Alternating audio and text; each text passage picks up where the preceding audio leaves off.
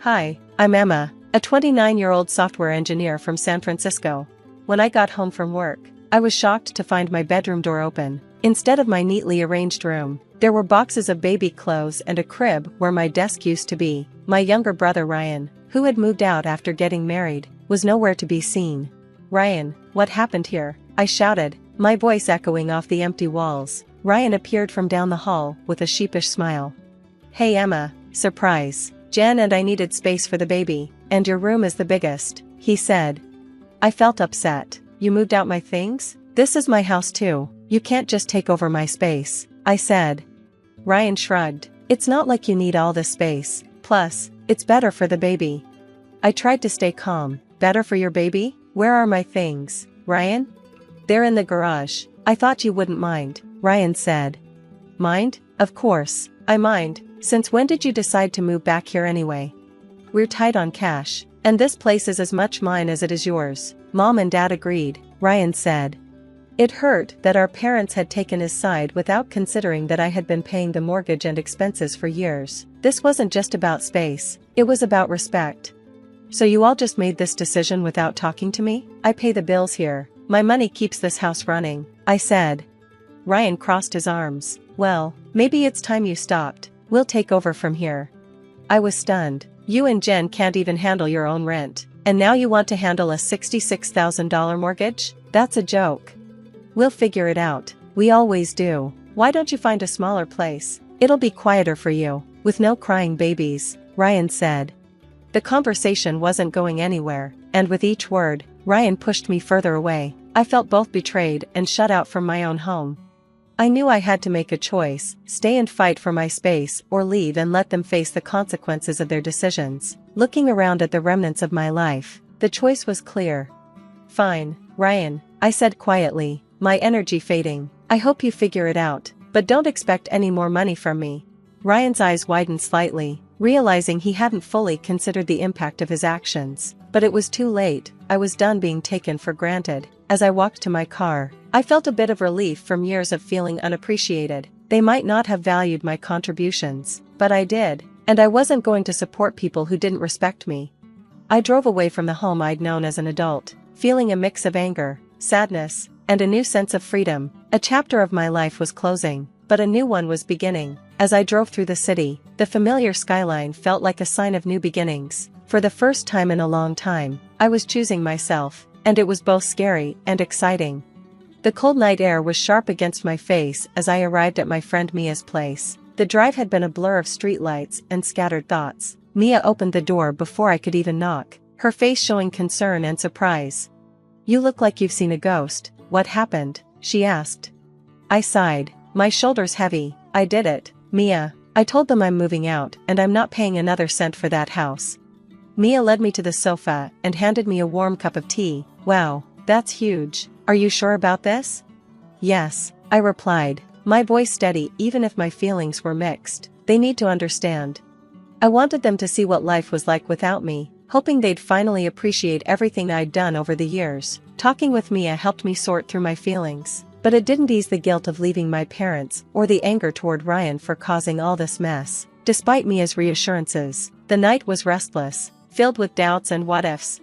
The next morning, I started looking for a new place. As I browsed listings, I realized I could afford something smaller but nicer, closer to work. The idea of living downtown, away from the tension of my family home, felt freeing. By the end of the week, I had signed a lease for a modern apartment in a high-rise with a view of the Bay Bridge. It was my own space, decorated to my taste, and it felt like a fresh start where I could redefine what home meant to me. Over the weekend, Mia and a few colleagues helped me move in. My phone buzzed nonstop with calls and messages from my parents, who were frantic about the financial burden now on their shoulders. "Emma, please, we need to talk. We can't handle the mortgage on our own." My dad's voicemail echoed through the empty living room. I felt a pang of sympathy, but years of being taken for granted had strengthened my resolve. They had quickly and easily chosen Ryan's side, and now it was time for them to deal with the consequences of their decisions. I focused on setting up my new life, arranging furniture, and hanging art. Each piece I added felt like a statement of my independence, a declaration that I was no longer the family's fallback. As the sun set over the city, casting a golden glow across my new living room. I felt a sense of peace for the first time in weeks. This was my space, my choices, my life. The break from my family was harsh, but necessary. I had chosen myself over the perpetual role of supporter, and though the future was uncertain, it was mine to shape. My new apartment was completely mine, and settling in felt like a breath of fresh air. Each morning, sipping coffee on my balcony and looking out over the city, I enjoyed the peace and freedom. My days were filled with work, exploring new cafes, and reconnecting with friends I'd neglected during the years of family drama. I was starting to rediscover who I was before my role as the family's financial support took over. However, as I built my new life, my old one was falling apart. My phone was constantly buzzing with messages and missed calls from my parents, who were struggling without my financial help. One evening, after a nice dinner with friends, I saw multiple missed calls from mom and dad. I hesitated but decided to listen to their voicemails.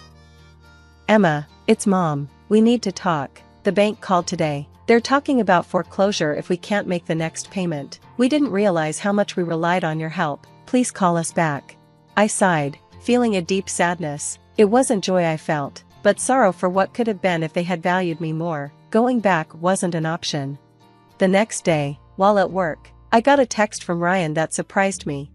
"We really messed up. Emma, I didn't think you'd actually leave. We're losing the house because of me. I'm sorry."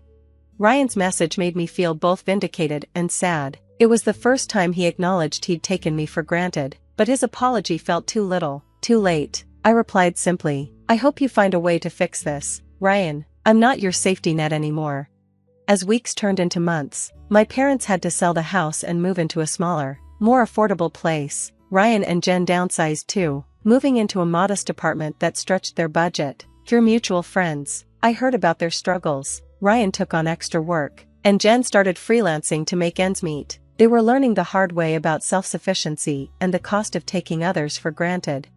Even though they were struggling, I found it hard to feel happy about their situation. There was no joy in their hardship, only a quiet recognition that this was a necessary chapter for all of us. They needed to experience life without a safety net, and I needed to follow my own path without carrying their expectations. My decision to step back had sparked change, not only for me, but for my entire family. We were all adjusting to new realities, and while the distance between us grew, so did my confidence in my choice. I had prioritized my well-being, and each day, the guilt faded, replaced by a stronger sense of self. Living in my high-rise apartment with the cityscape before me, my life found a new rhythm filled with possibilities and personal achievements. The freedom to make my own choices, free from family expectations, was exhilarating. Each day, I immersed myself in work and passions, finding joy in things that once seemed out of reach. My freelancing career flourished with the extra hours I could now dedicate. I expanded my network, took on challenging projects, and saw my reputation as a skilled software engineer grow. This success brought financial stability and a sense of accomplishment that was entirely my own, untainted by family obligations or guilt. But even as I thrived, the shadow of my family situation lingered. The family home, once a symbol of shared memories and unspoken agreements of support, was sold, marking the end of an era. My parents, now living in a modest condo, were beginning to grasp the weight of their previous expectations and the consequences of their choices. One quiet evening, as I looked out over the city lights, I received an email from my mom, something I had both dreaded and anticipated. She wrote about the house sale, the pain of downsizing, and the lessons they had learned. Most importantly, she offered a heartfelt apology for taking my contributions for granted and acknowledged the unfair pressure they had put on me. Reading her words, I felt a mix of relief and sadness. It wasn't the joy of vindication, but a somber acceptance of how much had changed. I replied with careful and honest words, expressing hope for their new beginning and a desire for a future where we could reconnect, not as dependents and benefactors, but as family.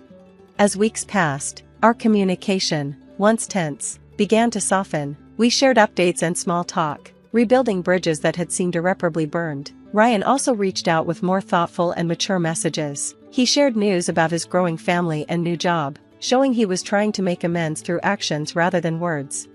Meanwhile, I continued to build my new life. I explored new hobbies, made new friends, and traveled. Each experience added layers to my identity that were uniquely mine. I learned to balance the joy of independence with the often difficult dynamics of family relationships. the poetic justice of their situation, the consequences they faced, and the growth we all experienced didn't come with a neat, storybook ending. Instead, it was an ongoing journey of learning, understanding, and, most importantly, forgiving, at a pace that respected all our paths. In this new chapter of my life, I found not only success and independence, but also a deeper understanding of forgiveness and family love. It was a beginning that promised not just happiness, but lasting peace, shaped by the challenges of the past.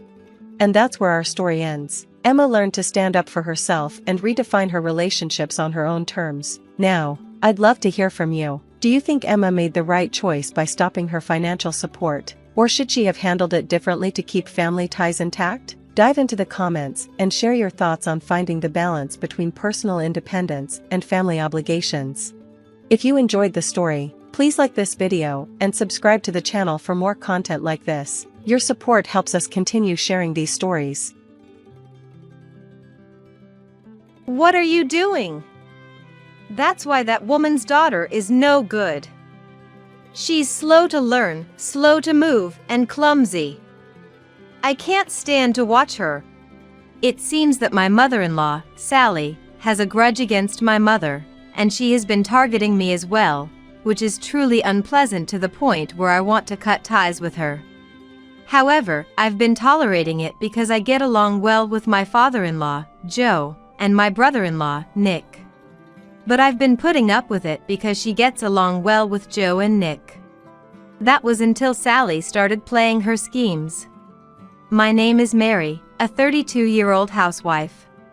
Life was full of various hardships until I married my husband, Tom. We met in middle school. I was living in poverty because my parents' company went bankrupt. On the other hand, Tom was the youngest son of a well-established upscale restaurant owner. His mother-in-law never faced bankruptcy, and he was known as the richest kid in our class. It should have been the other way around. At that time, I thought so and was cold to Tom. But as we were in the same committee and got closer, I'm the youngest son, so my parents don't expect much from me, he said sadly. Seeing Tom like that made me realize that having money doesn't necessarily mean happiness.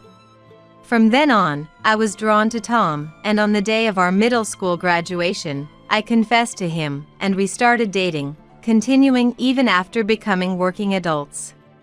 However, one day while on a date with Tom, we unexpectedly bumped into Sally. I had hardly seen Sally, maybe only at entrance and graduation ceremonies, so it was almost like meeting her for the first time. Nice to meet you. I'm Mary, dating Tom. I greeted her, but Sally didn't return the greeting and looked at me sternly. I know. I've had your background checked. It's fine to date Tom for fun, but don't think you can become a part of our mother-in-law. Mom, why would you say that? Tom retorted strongly, but Sally ignored him and left. I was trembling with shock and fear, unable to look at Sally's face, and just looked down. However, Tom comforted me, and unexpectedly, this incident strengthened our resolve to definitely get married. Since then, I've gone with Tom to his mother-in-law's house for mother-in-law meetings. But no matter how much we asked, Sally refused to let me enter the property, so we kept visiting until we were allowed. However, mentally, it becomes tough when the situation of being turned away from the in-laws' house once a week continues for a year. Then one day, Sally, who always comes out to refuse us, was bedridden due to illness, and Nick, the eldest son, came out in her place. Mom's asleep, so come on in. Nick casually led us into the house, ignoring Sally's opinion. The house, belonging to a mother-in-law that runs a high-end restaurant, had a stylish and pleasant interior. Joe was in the restaurant's kitchen, and I'll tell him to come home after noon, Nick said, and until then, the three of us chatted. Tom seems to be close with Nick. When Nick talked about their childhood, Tom would get embarrassed, and it seemed like a fun brotherly relationship. Then Sally walked into the living room. What? I told you to turn away any women Tom brings. Sally spoke strongly, but she was coughing, seemingly unwell. There's no need to turn her away. Isn't it rude for Mom not to meet someone who's been coming for a year? Maybe that's true, but... Sally, unable to say more, sighed and left the living room. Nick then politely apologized to me. Mary, I'm sorry about Mom. While this was happening, Joe came back and entered the living room, taking off his hat to greet us. Welcome. So, you're Tom's fiancé. What a lovely girl. We all welcome you here. I had thought Joe, being a chef, might be a difficult person, but he wasn't. Not knowing this, I nervously returned a forced smother-in-law, thinking he might be hiding his true self.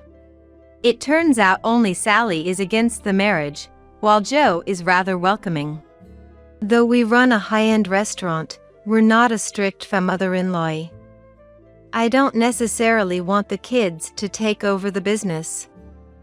Doing what they want and marrying who they love to lead a life without regrets is what's most important. Joe shared his opinion. Then Nick added, it would be okay with just relatives, but Mom insists the marriage partner must be from a high-status mother-in-law. David might not know, but Mary and Tom have been turned away by Mom every week for the past year. Hearing this, Joe's expression changed. A year! If that's true, it's unforgivable. Bring Sally here. Nick went to call Sally, and she staggered into the living room, clearly unwell. What now? I'm not feeling well today. So be it. Let's keep it short. You've been turning away Mary, who's taken the trouble to visit our house, for a year. Well, it's because her parents ran a company, went bankrupt, and even got into bankruptcy. She doesn't fit in with our mother-in-law. So what? What does her parents' bankruptcy have to do with her? Isn't it wrong to oppose for such a reason? Then Sally, momentarily at a loss for words, brought up something I never expected. The thing is, Mary's mom was my classmate during my school days. I didn't like her. That's why I didn't want to become relatives with her and was waiting for the two of you to give up. Everyone present, not just me, was surprised by this revelation. That's no reason to oppose a marriage. Let's proceed with the mother-in-law meeting. Joe said that, and finally, Tom and I took a step towards marriage. The mother-in-law meeting, held at Joe's upscale restaurant, progressed in a cordial atmosphere. My mother seemed to remember Sally. Oh, Sally, isn't it? Long time no see. She greeted Sally, but Sally, perhaps still not accepting. Long time no see. It was cold in her response. Later, my mother told me that Sally used to be the top student in their class, while my mother had the worst grades. Sally often looked down on my mother, saying, "Poor you, not even understanding such a question. I'm so glad I wasn't born as you," and would spread bad things about my mother to other classmates. So my mother was a bit worried about my marrying Tom. I believe a woman's happiness lies in marrying the person she loves. I'm a bit worried about Tom's mom, but let Tom protect you. Her strong words made me vow to be happy with Tom. But my married life was constantly disrupted by Sally. Originally, both Tom and I were company employees, but Sally forced me to quit my job, saying it was because I was getting married. Tom argued against Sally, but her insistence was so strong that, well, I didn't really love my job anyway. I gave in. Then Sally started coming over every day, teaching me how to do household chores in detail. If I didn't do as Sally wanted, she would say, "What are you doing?" That's why that woman's daughter is no good. She's slow to learn, slow to move, and clumsy. I can't stand to watch her. and put me down by bringing up my mother. "Could you please not talk about my mom?" I retorted, but then she would say, "Oh, you're talking back now? I don't want someone like you with Tom. Will you divorce him?" And present me with divorce papers. Only Tom's section was father-in-lawed out, and I cried when I first saw it, believing it was real. Sally would leave in the evening, and when Tom came home, "Are you really wanting a divorce, signing divorce papers just because Sally told you to?" I confronted him, crying, "I don't know anything about divorce papers. I've never written anything like that."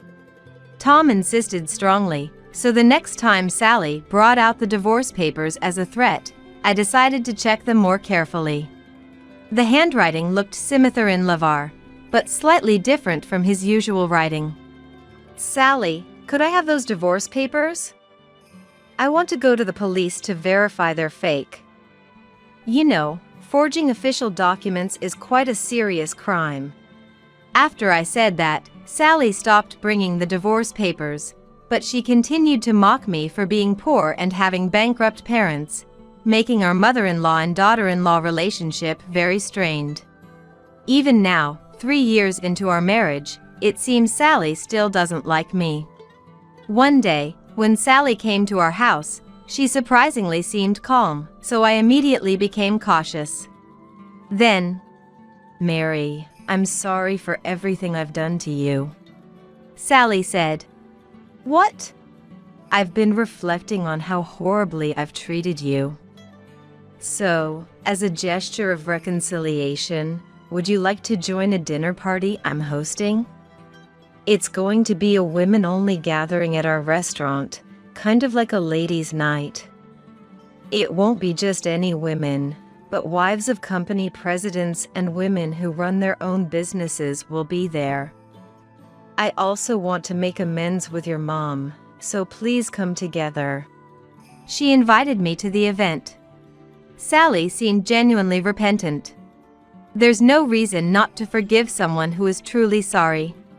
Certainly, there are countless grievances from Sally delaying our marriage by a year, disrupting the married life I envisioned, and making unpleasant comments about my parents. But since Sally was apologizing, I decided to forgive her just this once. "I'll let my mom know." That day, Sally left promptly without lingering, and I believed she truly had repented. When I told my mother about it, she said, "We had our issues in the past, but now we're both parents of children, so we might get along. But if that's the case, I'd like to meet just you, me, and her. It feels odd to be with people I don't know." Initially reluctant, I relayed this to Sally and explained the reason. However, Sally seemed unsatisfied and called my mother directly, persuading her until she agreed to go. After the call with Sally, my mother phoned me. Somehow I ended up agreeing to go. "I'll go this time, but this will be the last." I found it a bit odd. Would someone who is repentant and wants to apologize really insist on someone's presence despite their reluctance? If Sally had ulterior motives, it would make sense for her to insist, but I couldn't sister-in-law doubt her. I decided to trust Sally, who seemed to have genuinely repented and apologized that day. On the day of the event, I finished a light breakfast and arrived at the restaurant around noon, excited. The meeting time was 1 p.m., but no one was there, so I waited a bit longer. After waiting for 30 minutes and still no one showing up, I called Sally. "Sally, where are you? We're already at the restaurant." "I'm sorry. Some of the attendees needed a ride, and I got a bit lost." "You're driving?" "Sorry about that." "It's fine, I'm on speaker. My phone is on the passenger seat. I'll be there soon, just wait a bit longer," Sally said and ended the call. After another 30 minutes with no sign of anyone, I called Sally again. "Sally, are you still lost?" "I finally found the way, but there seems to be an accident, and I'm stuck in traffic." I think I'll be there in about 30 minutes. Is it okay if we go inside first? No. Actually, I wanted to keep it a secret, but there's a surprise set up in the reserved private room, and I don't want it to be seen. Also, I've informed the restaurant, so don't worry about the time. Understanding her point, my mother and I continued to wait outside the restaurant. An hour later, 2 hours after we began waiting, Nick arrived at the restaurant. I heard someone was waiting outside, but I didn't expect it to be Mary and her mom. What's going on? Nick appeared to be working, wearing a white chef's jacket and hat. We're waiting for Sally. She said she got lost and then caught in traffic. Do you believe that? That's Mom's lie. She's been dining in a private room with friends, already on dessert. What? Did they start despite missing 2 people? No, the count was exactly right. Then, my mother, usually gentle and calm, showed a terrifying expression I had never seen before. Would you mind taking us to that private room? Nick, turning pale, led us to Sally's room. As Nick quietly tried to open the door, my mother burst in with a loud bang. Everyone looked surprised, and Sally was initially shocked, but then... Oh, you found out? Thank you for waiting 2 hours. I told you to come 30 minutes later than the actual time. Wouldn't it be funny if a miserable mother and daughter were standing outside when we left? But now that it's come to this, there's no helping it. This place is a social venue for the winners. Could the poor people please leave? She looked down on us, smirking and laughing. However, Sally was the only one laughing. None of her about 8 friends were. Then, my mother, with a bright mother-in-law, responded. Is that so? How interesting. I recognize everyone here. Would you mind conveying a message to them? Cancel our deals. Deals? Yes. I know all these people. Some are company owners, others are wives of presidents. As my mother said this, Sally burst into laughter. Amazing, isn't it? You were a president's wife over 10 years ago, right? Are these from that time? But who wants to associate with someone whose company went under? What are you talking about?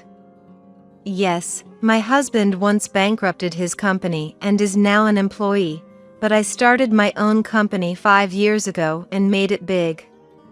I'm in business with these ladies here. It was a surprise to see them. You can't do that.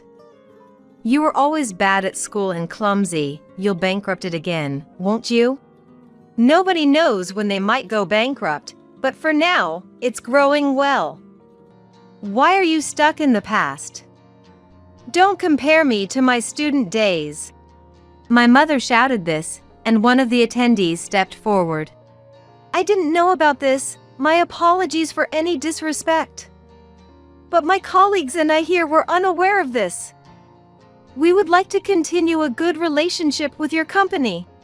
She mother-in-lawed and shook hands with my mother, then turned to Sally. Given this, we'll take our leave today. Asserting their disassociation, the women all left the room. Some even left their desserts unfinished, which I felt a bit sorry for. I thought this incident might make Sally reflect a bit, but suddenly she grabbed my arm. Mary! How dare you embarrass me like this, as a daughter-in-law? Angry, I immediately shook off her hand. Please stop! And I showed a reaction of rejection. I believed you when you said you were sincerely sorry and had reflected.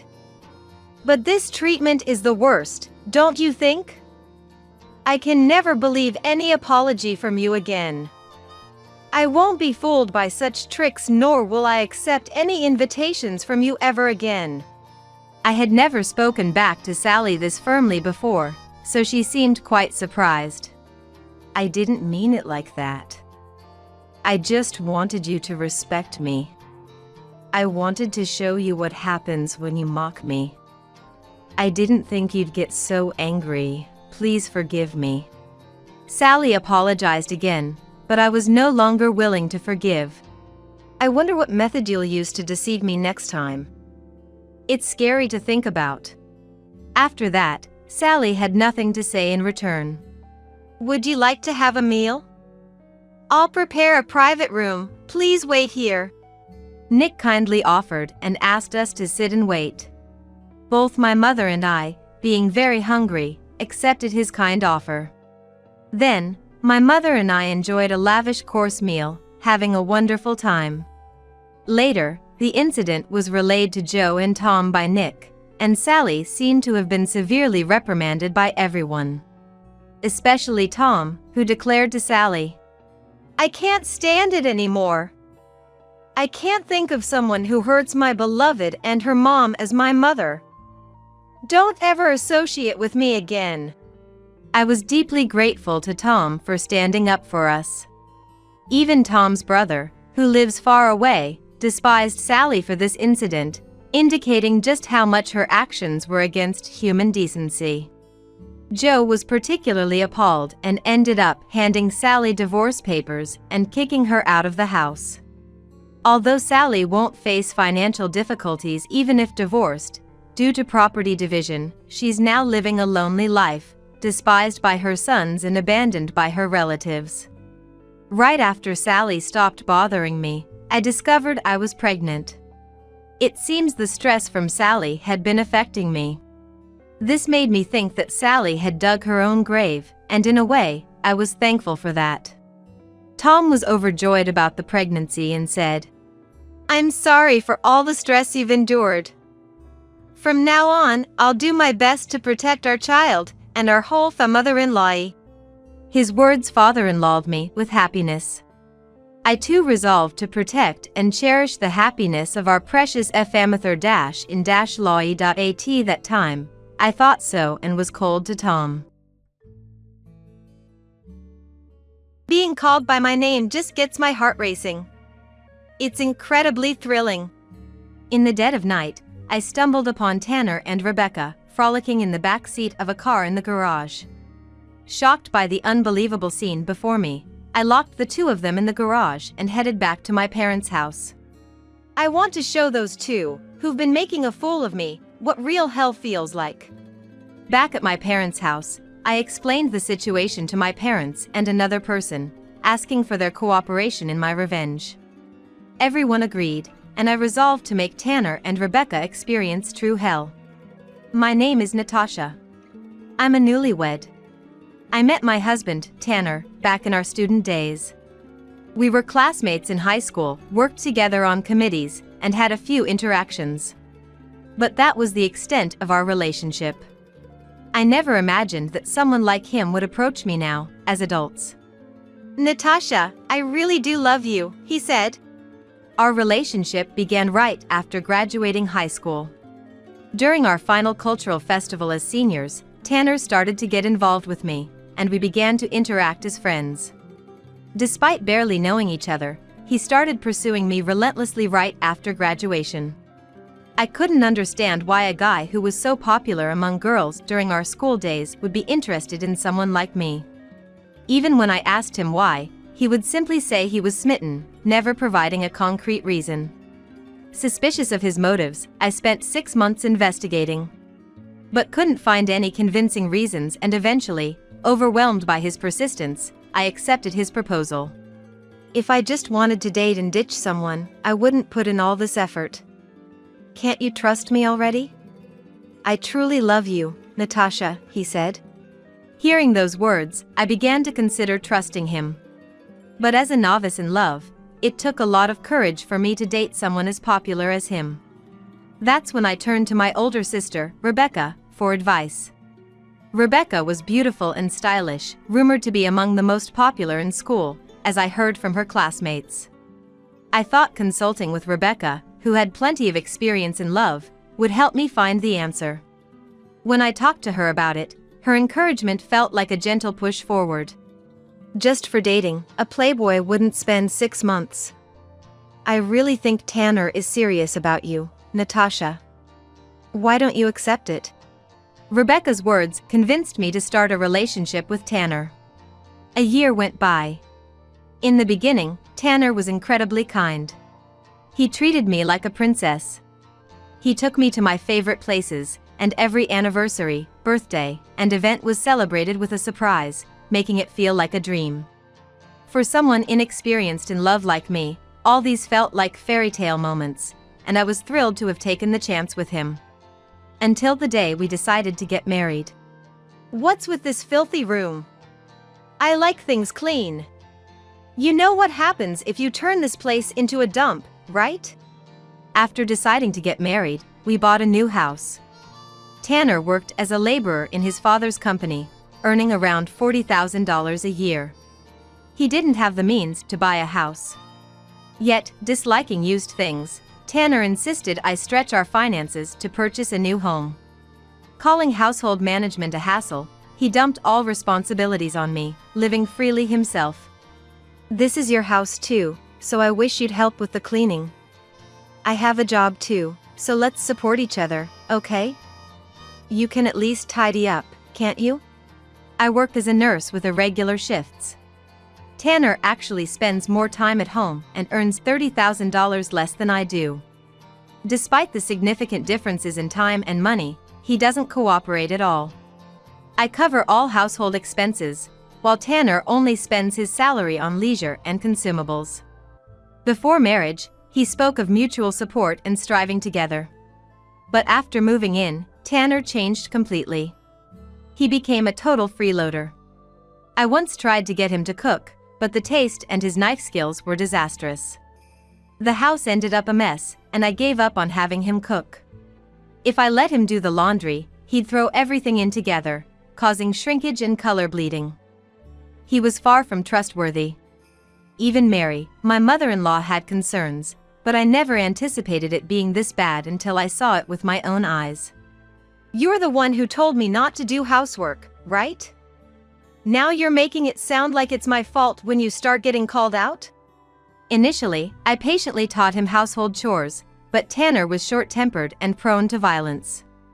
Just mentioning household tasks triggered such reactions, and out of fear, I once said I'd handle everything myself to avoid his outbursts. But I'm only human. Nursing is many times harder than people think. My stamina has declined since my early 20s, making it tough to balance home life with work. And on top of that, the household chores have more than doubled compared to when I lived alone. I often wish I had extra hands. Is it so wrong to ask for help in such circumstances? Tanner becomes immediately enraged, showing his aggressive side whenever his sore spots are poked. Once, when I dared to stand up to him, he threw things against the wall and almost injured me. I've been scared of him and even considered divorce, but each time he would become uncharacteristically kind, showering me with love as if he were a different person. I'm sorry, Natasha. I'll never do this again. I truly value you. Please don't leave me. I genuinely love you. I can't live without you. Rarely feeling needed by others, I couldn't dismiss such affection from Tanner and saw no alternative but to forgive him. He was the first person I truly loved. I couldn't envision a life with good encounters after losing him. Such thoughts were reinforced by various things said by Rebecca and Tanner during our relationship. No one else would put up with someone like you, Natasha. If you leave Tanner, you might spend your life alone. At that time, I was completely dominated by the thought that no one but Tanner could love someone like me, a belief instilled by his manipulative words. Even when I thought about leaving, memories of our relationship and Tanner's need for me held me back. It's like the saying, the one who falls in love loses. I was completely ensnared by Tanner's manipulative tactics. I want to support you if I can, but housework is just not my thing. I'm counting on you for that. Please don't say such sad things. I'll try to do what I can. He probably noticed my fear after his outburst. As soon as he approached me, he embraced me and gently stroked my hair to calm me. Tanner was skilled at using both the carrot and the stick, always making me feel needed just when I thought all was lost. For someone shy and introverted like me, being needed and loved by someone was a way to affirm my existence. Tanner had great communication skills and was an observant person. He was adept at manipulating someone to the brink of life and death. I was frequently bullied during my school days, which affected my self-esteem. Tanner exploited this, convincing me he was the only one who needed me. He claimed to love and accept even my flaws. Little did I know at the time, this was all part of his manipulative tactics. To be honest, it never even crossed my mind. Until the day I witnessed that scene. As our first wedding anniversary approached, encouraged by my parents, we decided to have a wedding ceremony with Tanner. Rebecca had her wedding at a garden, but where do you plan to have yours? Maybe a church wedding would be nice? The decision to have a ceremony was partly due to my parents' suggestion. Dad and Mom have always been deeply concerned about me. They know I'm the kind to care for others, sometimes at my own expense, readily sacrificing myself for the sake of others. When I became a nurse, they worried if I could truly handle it. You have a kind heart that tends to overdo things. Remember, it's not good to always put others first. Take care of yourself too. Despite their worries, they were my biggest supporters when I decided to become a nurse. Dad's concern also came to the forefront when it came to my marriage. Usually not one to meddle, Dad for the first time wanted to have a serious talk with Tanner and invited him over. Natasha is our treasure. If anything happens to her, I'll never forgive you. Are you prepared to take care of her? Dad didn't hesitate to intimidate Tanner, who seemed nervous. But Tanner didn't flinch and insisted earnestly that he wanted to marry me. I also want a solemn atmosphere for the wedding, so maybe we should look for a church. I know I've been a burden to Natasha, so I want to make the main event especially wonderful for her. Lost in thought, Tanner's voice brought me back to reality. Seeing Tanner smile sheepishly made my heart race. I never imagined he thought that way. Partly because his words and his everyday actions are so different. I wish he would be more kind on regular days and not just on special occasions. If we could just eat together, watch movies in the living room and laugh, I'd be so happy. Why does Tanner have to say such awful things? Does he really love me? Does he really need me? Having little experience with relationships, I kept wondering if something was wrong with me. Maybe Tanner's lack of desire is because I'm lacking in some way. I must try harder. I convinced myself, suppressing any thoughts of confronting Tanner. Contrary to my feelings, Dad and Mom seemed impressed by Tanner's words, looking at him kindly. You're lucky, Natasha, to marry such a good man. My parents thought Tanner was a good husband. And at that time, so did I. It's true, Natasha is so lucky. She's not good at much besides housework. Are you sure you're not missing anything, Tanner? Rebecca, who happened to be there, sat next to Tanner without hesitation. She flirtatiously placed her hand on Tanner's knee and looked up at him. No. That's not true at all. Rebecca is the opposite of me, sociable and beautiful.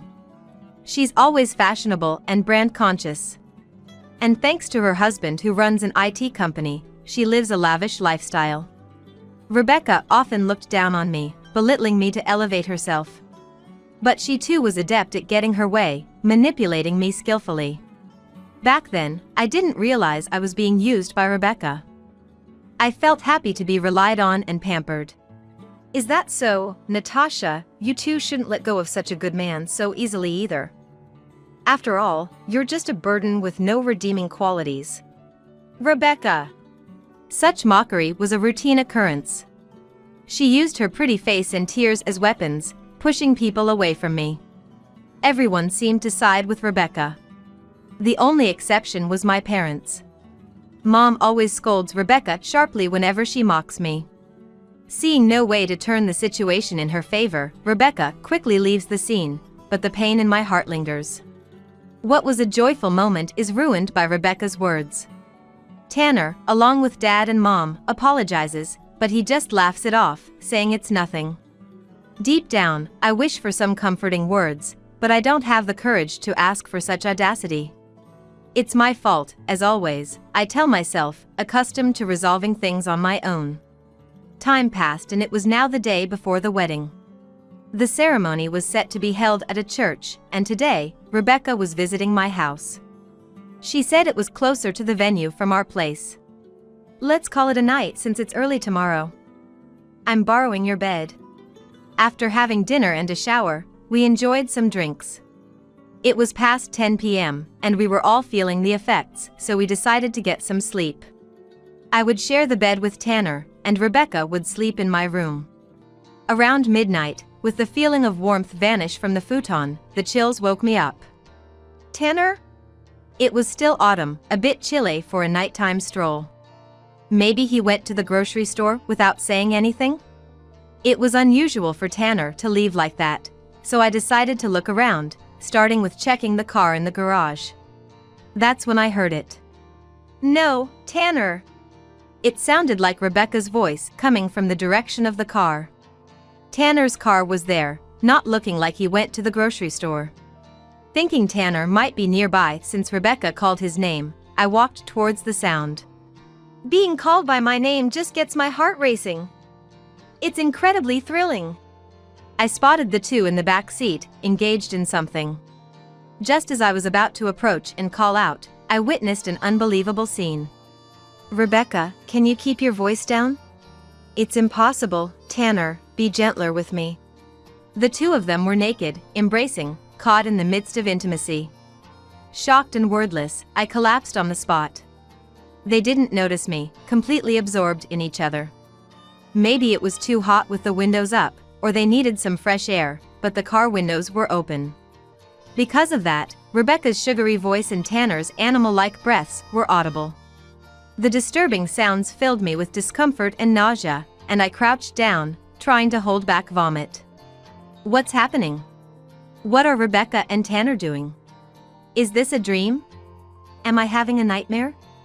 Unable to believe the scene before me, I kept trying to escape reality. Oblivious to my presence, the two continued their act, engrossed in each other. Tanner's desire for Rebecca, something I've never experienced, painfully tore at my heart. And then, from the two of them, I heard words even more horrifying. It's like a dream, to be connected with you like this. You really love me, don't you? You did tell me before that you've admired me since our school days. Rebecca's words, revealing a shocking truth, left me stunned and confused. Were Tanner and Rebecca acquainted since their school days?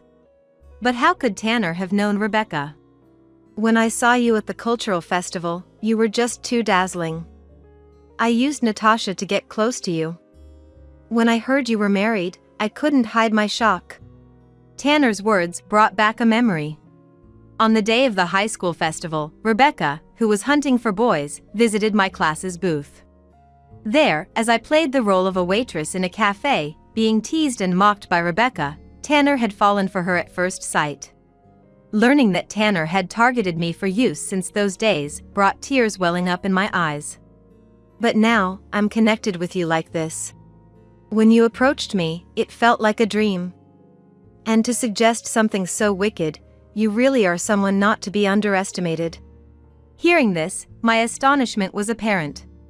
Their relationship started with Rebecca seducing Tanner, who knew he had feelings for her. To be with the married Rebecca, Tanner had to marry me, become part of the family, and not arouse suspicion. Rebecca's husband, Scott, often traveled for work and was rarely at home. Becoming relatives with Rebecca, who was nearly free, meant their relationship would raise fewer suspicions. They reflected on the past, discussing their actions. Hearing this unbelievable truth, I quietly moved away from the scene. Unable to contain my tears, I ran to the entrance, weeping, and collapsed once I closed the door. I can't believe that they had been using me all along. And how they thought of me in such a way. It was unforgivable, absolutely unforgivable. Love turned into rage and hatred, and I, holding the keys, headed to the garage where the two of them were. The garage was secured with a shutter, and the entrance was the only way in or out. By the time I returned, both were exhausted, quietly sleeping in the back seat. Perhaps they never thought I would find out. With a sigh at their foolish actions, I slowly closed the shutter and locked it. Then, I headed to my parents' house, not far from here, and poured my heart out to Dad and Mom. What's wrong, Natasha? At this hour? And your clothes? Arriving in my pajamas, Dad was taken aback with his eyes wide. Mom, concerned, immediately let me into the house. Both were somehow awake, which made me wonder. It was unusual for them, with their regular lives, to be up at this time. Had something happened? With that question in mind, I stepped inside, only to find Scott, of all people, sitting on the sofa. Good evening, Natasha. What's going on? Why are you dressed like that? Did something happen? Scott was indeed sincere and a gentleman. Too good for Rebecca, he too must have been deceived into marrying her. As I hesitated about whether to share the day's events, Scott seemed to sense something and spoke up. "Did you hear it too?" Scott asked. At that moment, my eyes widened in shock. "Hear what?" "This," Scott said, pulling out a recording device. The voices I heard from it left me speechless. So bold to suggest something so wicked, you really are not to be underestimated. It was a recording of the very conversation I had overheard between Tanner and Rebecca. How do you have this? My voice rose in surprise, and I was visibly shaken. Scott, looking uncomfortable, started explaining. Rebecca had been reckless with money and men. He found out 3 months ago when someone from his company reported seeing Tanner and Rebecca entering a hotel. After discovering the affair, Scott hired a private investigator to gather evidence of their infidelity. Today, knowing Rebecca was visiting my house, the investigator intensely monitored her, capturing this recording. At first, I thought if money could make up for my absence and make Rebecca happy, I'd stay out of it. But when Tanner got involved, it was a different story. I couldn't stand it, knowing how much you cared for him. Scott had always cared for me like a real big brother. And he couldn't bear to see me hurt because of them. Just knowing how he cared was a relief to my heart. I was collecting evidence against Rebecca to confront her for a divorce. I got the decisive evidence today and came to discuss it with your parents. Turning to Dad and Mom, I saw them looking distressed.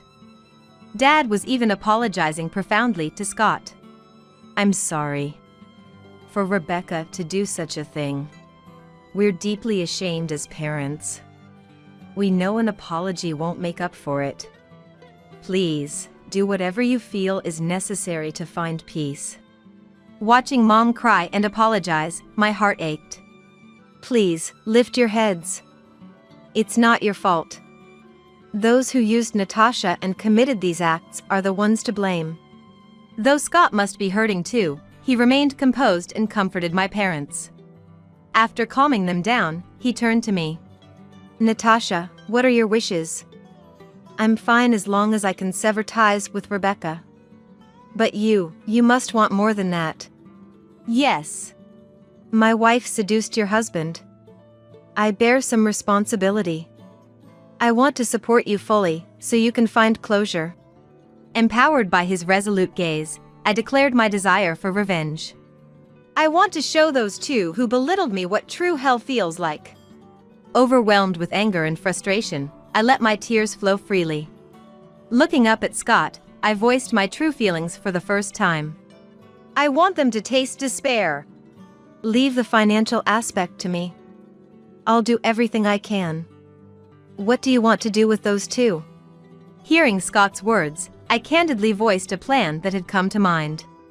I have to say I was surprised at how quickly such a daunting idea had occurred to me. Scott, Dad, and Mom all agreed to cooperate upon hearing it. And so, our family's revenge plan commenced. Natasha, what were you thinking? How dare you lock us up like that? 2 days later, Tanner and Rebecca, finally escaping from the shutter, showed up at my parents' house. They were still in the same clothes from 3 days ago, likely not having showered. Their clothes were wrinkled and faintly sour-smelling. Rebecca's makeup was ruined, her face and attire a mess. Who do you think is responsible for being locked up like that? I calmly responded at the entrance. But my response seemed to infuriate them even more. Shut up. You think you can talk down to me like that, huh? How could you lock us up and leave us for 2 days? If it weren't for the service guy, who knows what could have happened to us? When we went back home, we found strangers and they showed us some contract and told it wasn't our house anymore. What's going on? Explain yourself. The truth was, with Scott's help, that garage was set to be demolished. Since the house also belonged to me, while they were locked up, I moved all the essentials to our family home. The house is now being rented out to an acquaintance. It was designed considering eventual cohabitation with our parents, so it found a tenant quickly due to its excellent accessibility. Tanner's belongings were haphazardly packed into bags and sent to his parents' house. With the people Scott brought in, the work was done swiftly and efficiently. The noise and the stink, give me a break. Just hearing those screams in the morning is enough to stress me out. I grimaced in disgust at their state. Tanner, unable to tolerate my expression, lunged at me. But Scott appeared and grabbed his arm, protecting me. Scott! You two really are despicable. A man who dares to raise his hand against a woman. What kind of character do you have? Aren't you ashamed? Why is Scott here, and even Mom and Dad? It's our family home, so naturally, Dad and Mom would be there. But what truly shocked Rebecca wasn't that. Everyone who used to dote on her now stood behind me, protecting me. She couldn't understand why no one was trying to help her. Don't you realize the situation you're in? What did you say? As Tanner shook off the restraining hand and scowled. Scott played the recording from the other day. What? We were being bugged. But how, where? They didn't have any wearable devices or mobile phones on them, so it seemed impossible that they were bugged. While they were confused, Scott smirked mischievously. I've been aware of your affairs for a while now. That's why I hired an investigator to gather decisive evidence of your infidelity. Upon hearing Scott's words, Rebecca's face turned pale. She thought her affairs had gone unnoticed, never imagining she was under investigation. Overwhelmed by the professionalism of the investigators, Rebecca was speechless, as if engulfed in darkness. Never thought you'd provide such conclusive evidence. I was so surprised, I laughed, Scott said. That's a crime. Yeah. If we report this to the police. Do you two have any evidence of that? Scott countered. Their attempts to intimidate Scott were futile. His firm stance showing no fear and words sounding like he was about to hunt them down caused Tanner and Rebecca to falter.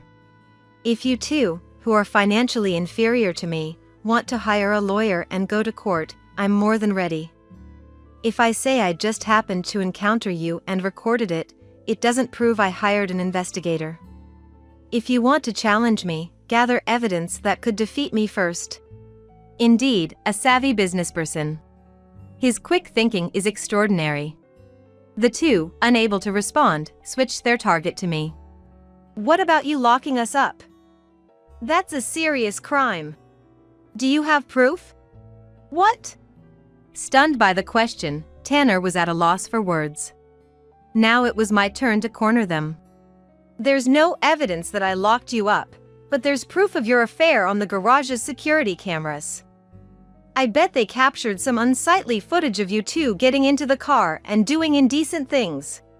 Hearing this, the color drained from their faces, and they began to back away in fear.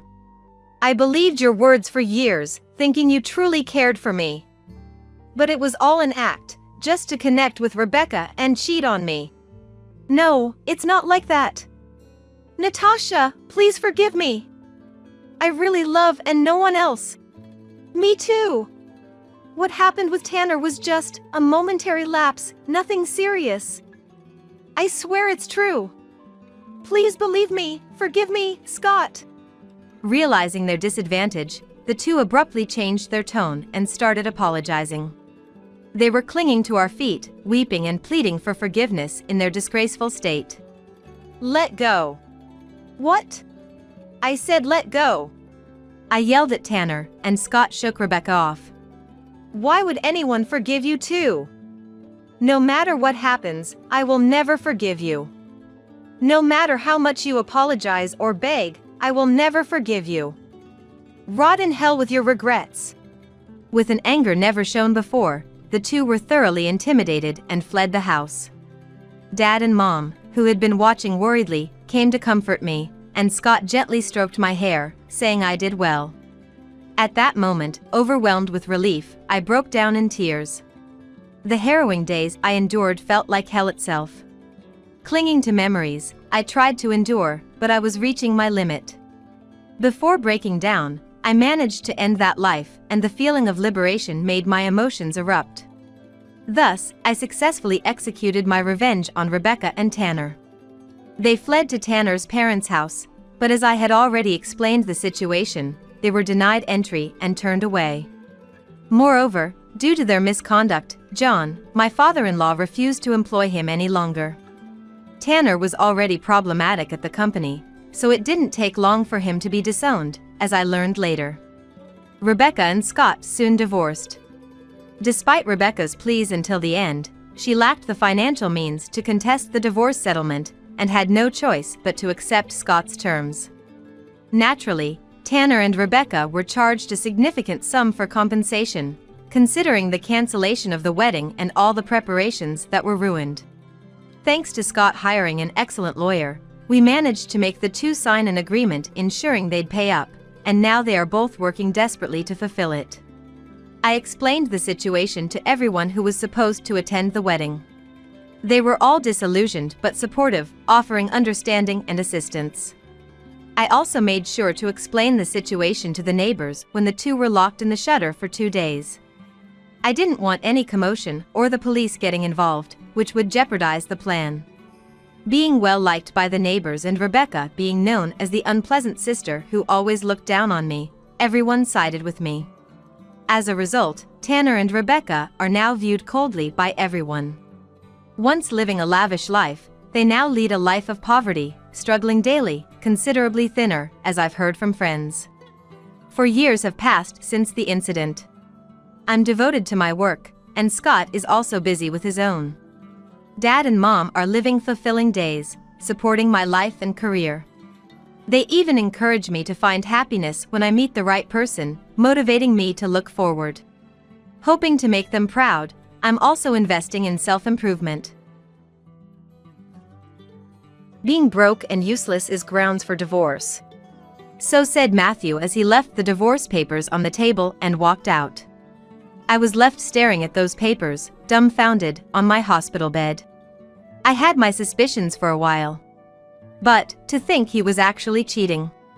And he's leaving me because I'm useless and can't earn money while hospitalized and because Alyson's pregnant? Mom? Startled, I looked up to find my precious son Harlan and my dad standing there. My dad looked at what I was holding and frowned. What are you going to do? There's only one thing to do.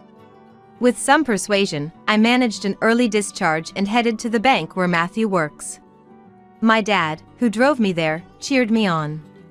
You can do it. Then he dropped me off in front of the bank and drove away. As I entered the bank, Matthew, noticing me, frowned. Coincidentally, there were no other customers in front of Matthew. I approached him directly. I'm closing all the company accounts. What? Let's show him whose daughter he's angered. While Matthew turned pale, I couldn't help but smirk. I am Sabrina.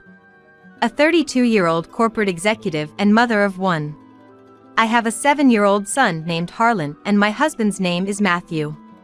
Matthew and I met at a party thrown by mutual friends during our college days. Back then, we had no interest in each other and merely exchanged contact information. Hey, weren't you at that party? Sabrina, right? Oh, Matthew? The following year, by coincidence, I used the bank where he worked and we reconnected. That led to us keeping in touch regularly and eventually started dating. After I got pregnant with Harlan, we got married. Matthew was known for his serious and meticulous work. which made my friends envy that I had him as my husband. I, too, was happy to have married him. Mom, why does this become this? Hold on a sec. I don't know that much myself, so I'll look into it. Okay. Harlan, perhaps inheriting traits from Matthew, is studious and curious. He's always asking questions, which keeps me on my toes with my own studies. What's this? Why? Surprisingly, Harlan's admiration is not for Matthew but for my dad. My mother passed away from illness, and my dad, despite his busy work life, raised me as a single parent. I'm sorry, but it's hard to get along with your dad. Well, it can't be helped, but don't say that to him. He's quite sensitive about it. No way, I could. My dad is a kind man but looks intimidating and somewhat scary. Matthew is also not comfortable around him due to his appearance. My dad, aware of this, has always tried not to interfere too much. Thus, our life was peaceful at the beginning, a life that seemed full of promise. But that changed drastically after we got married. Hey! Where did you put my mobile phone? Don't say it like I'm responsible for it. Isn't it still on the charger? Right after waking up, Matthew would ask grumpily. Indeed, his mobile phone was where he left it charging the night before. No apologies or thanks from him, just a click of his tongue, which irritated me. Matthew changed after we got married. And whenever he had the chance, he would say this: I'm an elite banker. Thanks to me, you're living a comfortable life. Yet Matthew doesn't contribute financially at home. He spends his entire salary on himself, yet acts as if he's supporting the household.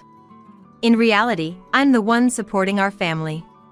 I pay for all the utilities and groceries. Hey! What's with these new clothes? They're for Harlan. He's outgrown his old ones. Don't spend my money on luxuries. I'm paying with my own salary.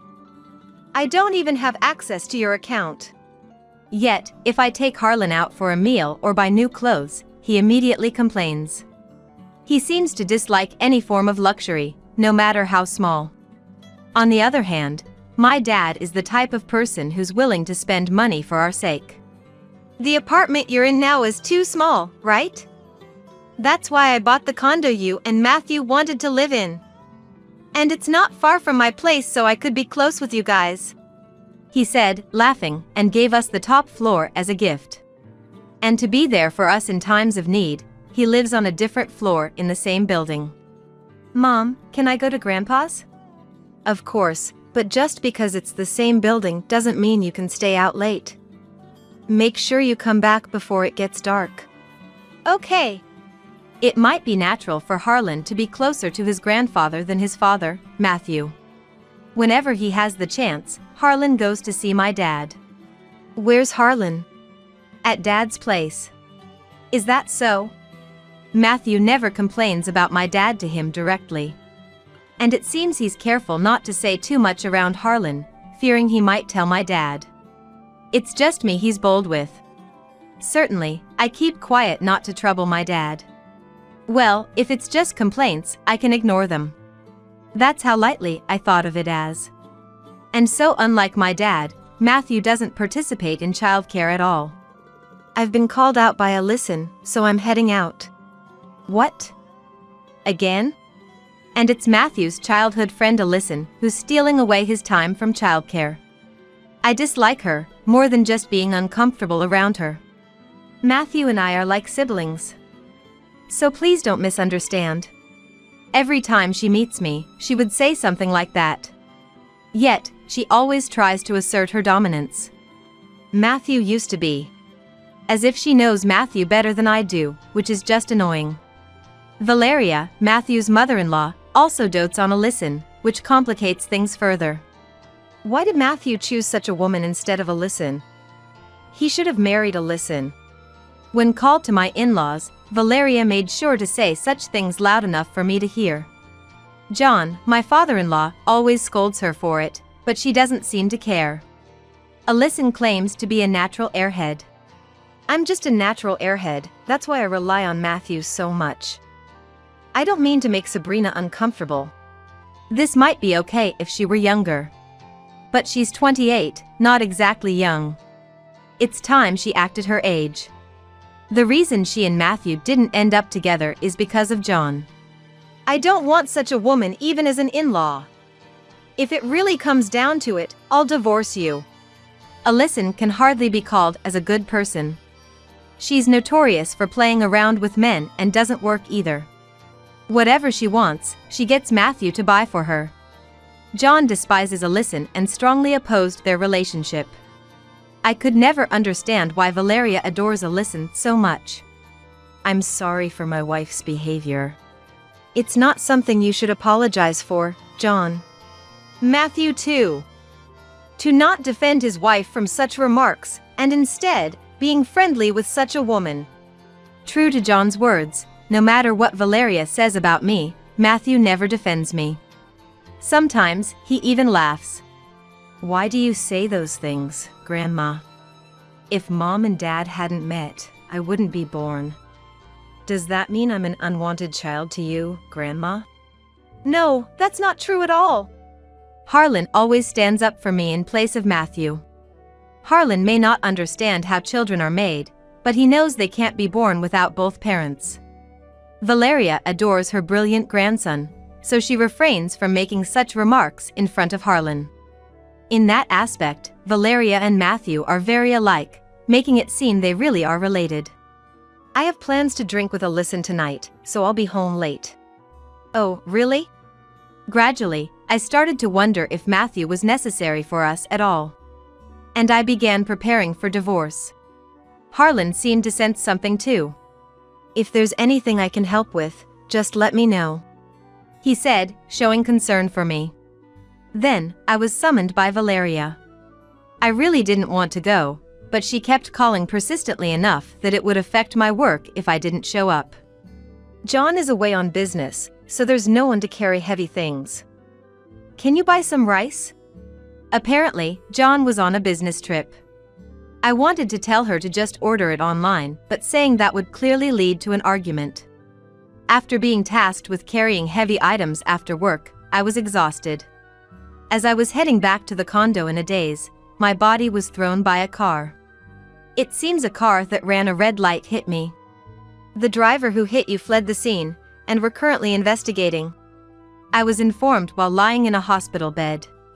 For now, I left Harlan in my father's care and decided to stay in the hospital for a while. I broke my arm, so I couldn't work properly in this state. When I was being worried about such things, my dad scolded me. First, worry about your own health. Harlan, my father, and John, who came back in a hurry after hearing about the accident, visited me frequently, but Matthew and Valeria did not visit me at all. Well, that was within my expectations. Coming in. What? So, I was surprised when Matthew showed up in my hospital room. Sign this. Matthew presented me with divorce papers. Already signed by him, with Valeria's name as a witness. With that arm, you won't be able to work. Now that you can't make money, you're useless to me. What is that supposed to mean? And besides, Alison is pregnant with my child. My thoughts froze at those words. Alison is pregnant with Matthew's child. I'm going to marry Alison. So just sign this quickly. Saying that, Matthew turned his back on me. As if I was of no further use to him. Being broke and useless is grounds for divorce, Matthew said as he left the divorce papers on the table and walked out. I was left staring at those papers, dumbfounded, on my hospital bed. I had my suspicions for a while. But, to think he was actually cheating. And he's leaving me because I'm useless and can't earn money while hospitalized and because Alison's pregnant? Mom? Startled, I looked up to find my precious son Harlan and my dad standing there. My dad looked at what I was holding and frowned. What are you going to do? There's only one thing to do, I answered while looking straight at my dad. My dad nodded in agreement. Well then, let's fight back.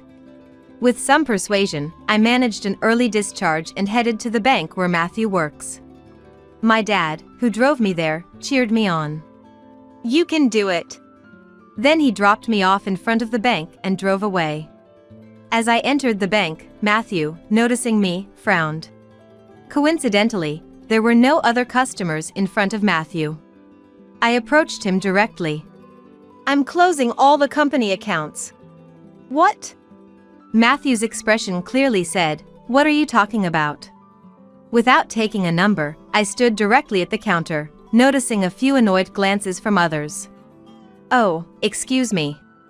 Maybe you didn't understand without the company name. What are you? I'm Sabrina Gibney. I recently took over my father and became the CEO. The company is Gibney Corporation. What the? Gibney Corporation is an IT company my father founded, now employing 1,900 staffs, and is quite well known in this area and within the industry due to its rapid growth in one generation. That's why Matthew was so surprised. That's a lie, right? You're just trying to get back at me. If you think so, why don't you check? Matthew started checking something immediately at my words. While he was busy, I looked around. Having mentioned the company name, the surrounding people were now paying attention to us. Oh my God, what? No way! It seemed he had confirmed it. Matthew looked up at me hesitantly. You're really from that Gibney Corporation? Let's show him whose daughter he has angered. Contrary to Matthew's pale face, I smirked unpleasantly. That's right, so please proceed with the cancellation quickly. Wait, if you cancel all at once like this. By the way, my father is quite angry about this matter as well. Quickly pack your things and leave the apartment. What? Why should I be the one to leave? It seems Matthew had forgotten that the apartment was purchased by my father, and the ownership was in my father's name. Otherwise, he wouldn't have brought a listen-in while I was hospitalized and still be living there. Forgot? That apartment was bought by my father, the former president. You haven't contributed any money, let alone for living expenses. You've been spending everything on your childhood friend and mistress, Alyson. In fact, you've been living on my salary. Who do you think has been supporting your lifestyle?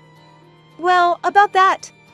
And now, because she's pregnant, you expect me to hand over the apartment to you and your mistress? How much more do you intend to insult me? I made sure to speak loudly enough for those around to hear. And of course, Matthew was flustered. After all, he's known for being serious. That he, of all people, wouldn't contribute financially at home and was cheating with a childhood friend. The looks we received from those around us turned cold. Is that true? What? The one who approached me was Ogden, the branch manager of this bank. He had been here for a while, listening to our conversation. I believe we need to have a detailed discussion. I am very sorry for the inconvenience caused by our bank employee. And with that, Ogden offered a deep apology. Following this, I was taken to the back to discuss further with Matthew, Ogden, and myself. There, I explained the situation to Ogden in detail. I am terribly sorry for the trouble our employee has caused. Ogden sighed deeply and apologized again. Next to him, Matthew sat looking displeased, and to that, Ogden forcibly grabbed his head to make him apologize. I understand your feelings, Sabrina. It's natural not to want to entrust your money to a bank that employs such people. If you're considering closing your account, we can arrange that. I am no longer his wife. If you accept one condition, I might reconsider closing the account. The two of them looked up hopefully at my words. It was a good deal for Ogden, but the worst possible condition for Matthew. If you fire Matthew here, I would like to continue my contract with this bank. What? Of course. We were actually planning to let him go. It seemed Ogden had already intended to do so.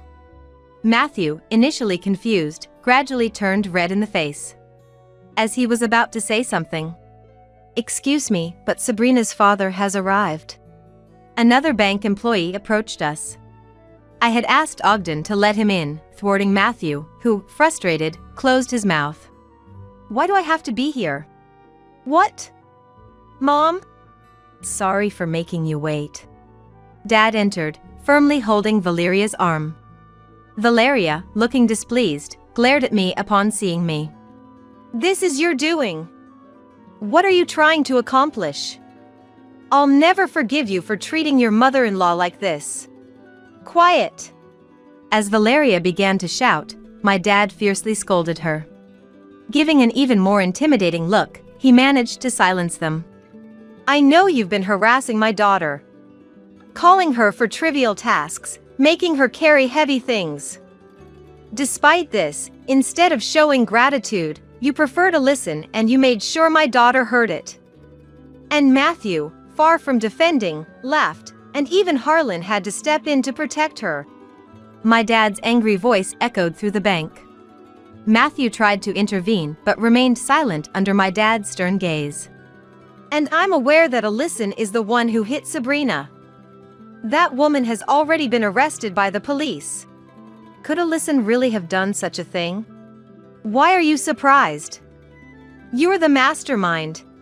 My dad scolded at her even more. Meanwhile, Matthew, seemingly unaware, froze in shock. What? You both are the worst. Sabrina, let's go. Yes. Prompted by my dad, we headed outside. Ogden followed, apologizing repeatedly. Thinking I might continue the contract with Ogden in charge, we heard Matthew and Valeria arguing loudly behind us. It seemed they were blaming each other.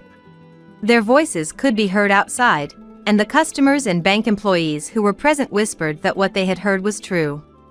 Just as planned. Yes. They reacted just as we expected, which helped.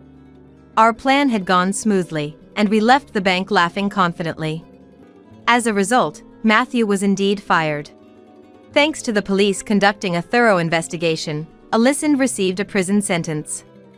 As for Valeria, she was forced to divorce John after it was discovered she had instigated Alyson to run me over in an attempt to get rid of me. Valeria was also taken into custody by the police. Welcome back, Mom, Grandpa. I'm home.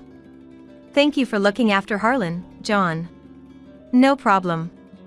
Seems like you've settled everything at the bank.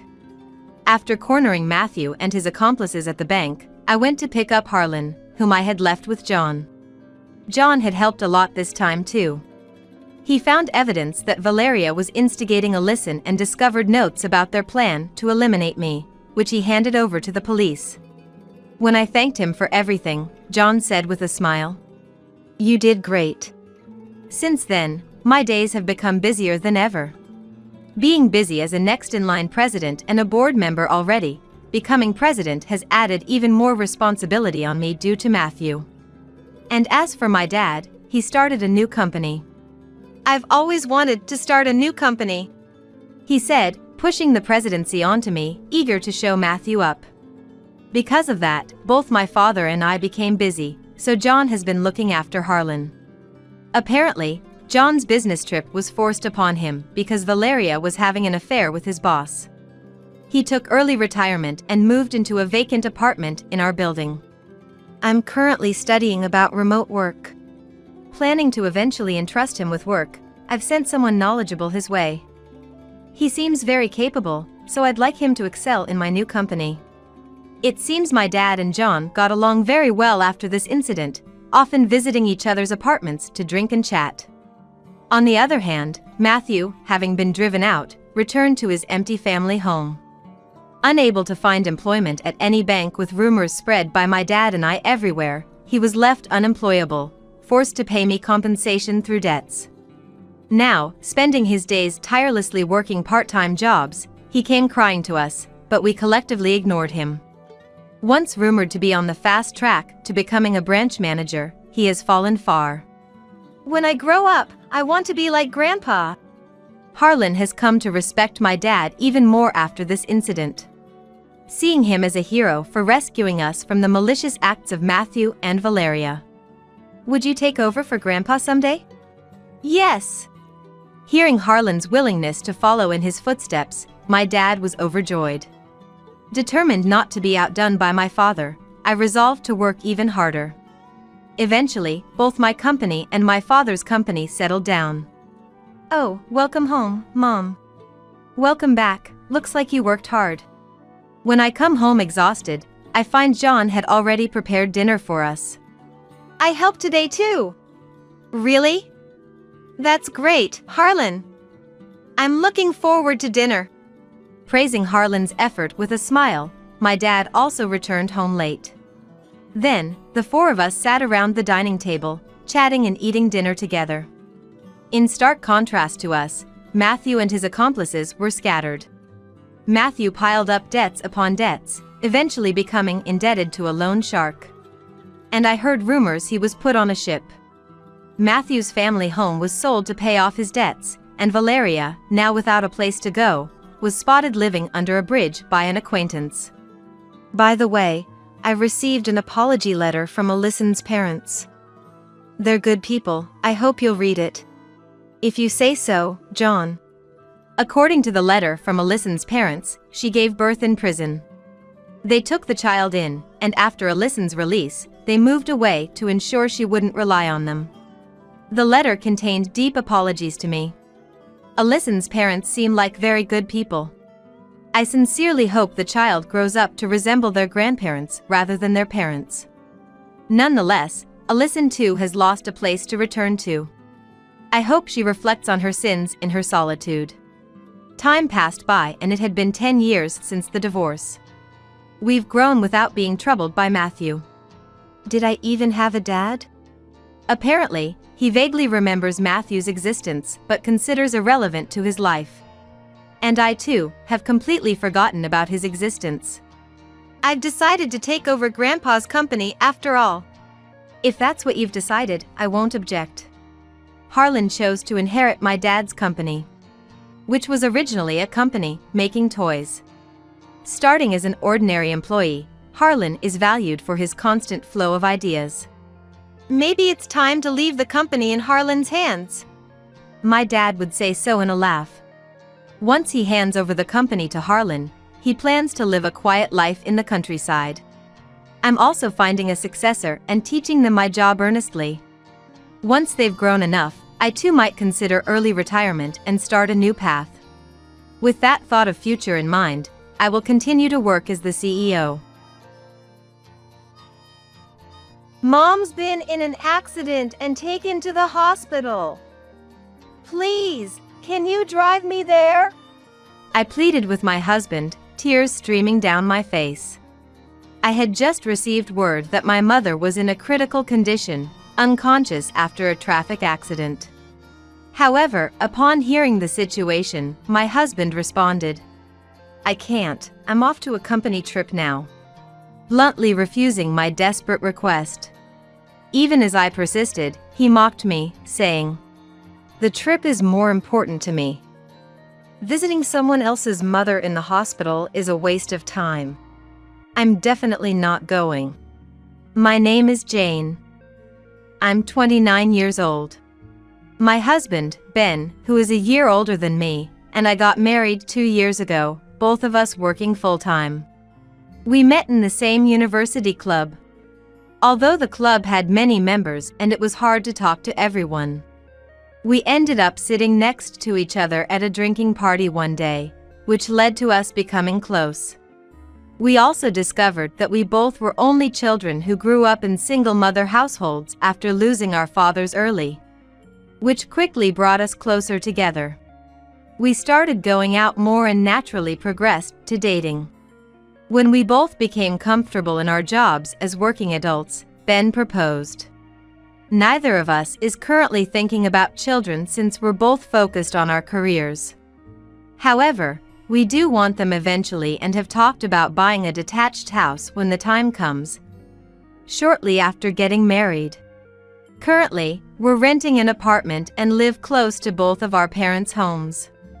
Since both our fathers have passed away, our mothers, Sarah and my mother-in-law Mary, live alone but have become very good friends. Their similar experiences of not remarrying and raising a child on their own seemed to click. And since our family meeting, they've developed a friendship like no other, often meeting for tea or traveling together. I never expected them to get along so well, but seeing my mother happy with Mary makes me glad they met. Mary is also very fond of me, and we have a good relationship. However, Ben isn't too thrilled that Mary seems to prioritize my mother over him. He has quite the mama's boy trait. I knew from his behavior even before we got married how much he cherished his mother. Which I understood, coming from a single mother household myself. But shortly after we started living together post-marriage, I discovered his true nature. One holiday, I received a message from my mom with a photo attached, saying she was having lunch with Mary. Having lunch with Mary now? I read the message, accompanied by a photo of the two of them smiling, which naturally brought a smile to my face too. Hey, Ben. Looks like Mary and my mom are having lunch. Look, she sent a photo. I said, showing the image to Ben, who was at home at the time. However, his mood soured immediately upon seeing it, and he clicked his tongue in annoyance. What's this? Some kind of spite against me? Huh? What are you talking about? At that time, I hadn't realized Ben disliked my mother. True, Ben often didn't talk much in front of my mother. But I thought it was because we were newly married and he was just nervous. I never imagined he would resent my mother simply because she got along well with his own. Lately, every time I invite Mom out for a meal, she turns me down saying she has plans with Sarah. Doesn't your mother know the meaning of restraint? I was shocked to hear Ben think this way and speak ill of my mother. Mary, too, seemed to have realized early on that Ben disliked my mother. There was a time when we were dining out as a group, and Ben made a snide remark towards my mother, which Mary couldn't stand and scolded him. Ben, what is this attitude towards Sarah? Enough is enough. What? You always side with this person. Haven't you always said I'm your precious son? It's not funny preferring someone you've recently become close with over your own son. Ben retorted, but I honestly found his attachment to Mary to be unnaturally strong. Later, when Ben wasn't around, Mary apologized to my mother and me. I think I've spoiled that boy too much. I'm truly sorry. There's no need for you to worry. I'm not bothered by it either. Ben really loves you. My mother, being gentle-natured and not prone to anger, seemed to accept the situation without blame. However, I could tell right away that she was hurt inside. And Ben, without considering my mother's feelings, progressively worsened his behavior over time. Although Mary would defend my mother, preventing Ben from openly attacking her. He would complain to me whenever my mother and Mary seemed close, eventually even starting to regularly speak ill of my mother. Not long into our second year of marriage, I couldn't take it anymore and had a huge argument with Ben. After a fierce exchange of words, the fundamental issues remained unresolved. And since then, our relationship has become awkward, with less conversation than before. Lately, I've noticed Ben's been coming home late and going out alone on weekends more often. Feeling something was off, I asked him directly. Work's been busy. Lots of overtime and working on weekends lately, he said. Despite his explanation, I couldn't shake off my feeling of unease. Then, one Sunday, when we both had the day off, I noticed Ben packing early in the morning. It seemed he wasn't going to work after all. Just as I was about to ask why he was packing, my phone rang with a call from an unknown number. Curious, I answered, only to find out it was the police. After confirming I was Sarah's daughter, the officer on the line dropped a bombshell. Actually, Sarah has been involved in a traffic accident. My mind went blank. Mom! She was already taken to the hospital, in a critical condition and unconscious. After getting the hospital's name, I managed to end the call with trembling hands. Tears started to overflow as I struggled to think, but knew I had to get to the hospital.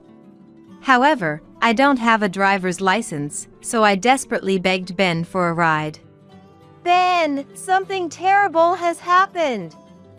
Mom's been in an accident and taken to the hospital. Please, we need to go now. But upon hearing the situation, Ben made a face of displeasure and said, "What? I'm about to leave for a company trip. I'll be late for the meetup. Deal with it yourself." Flatly refusing my request. A company trip?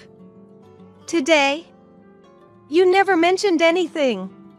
I realized why he was packing, but I hadn't been informed about the trip at all. And to my shock, he mentioned the trip would last 2 weeks.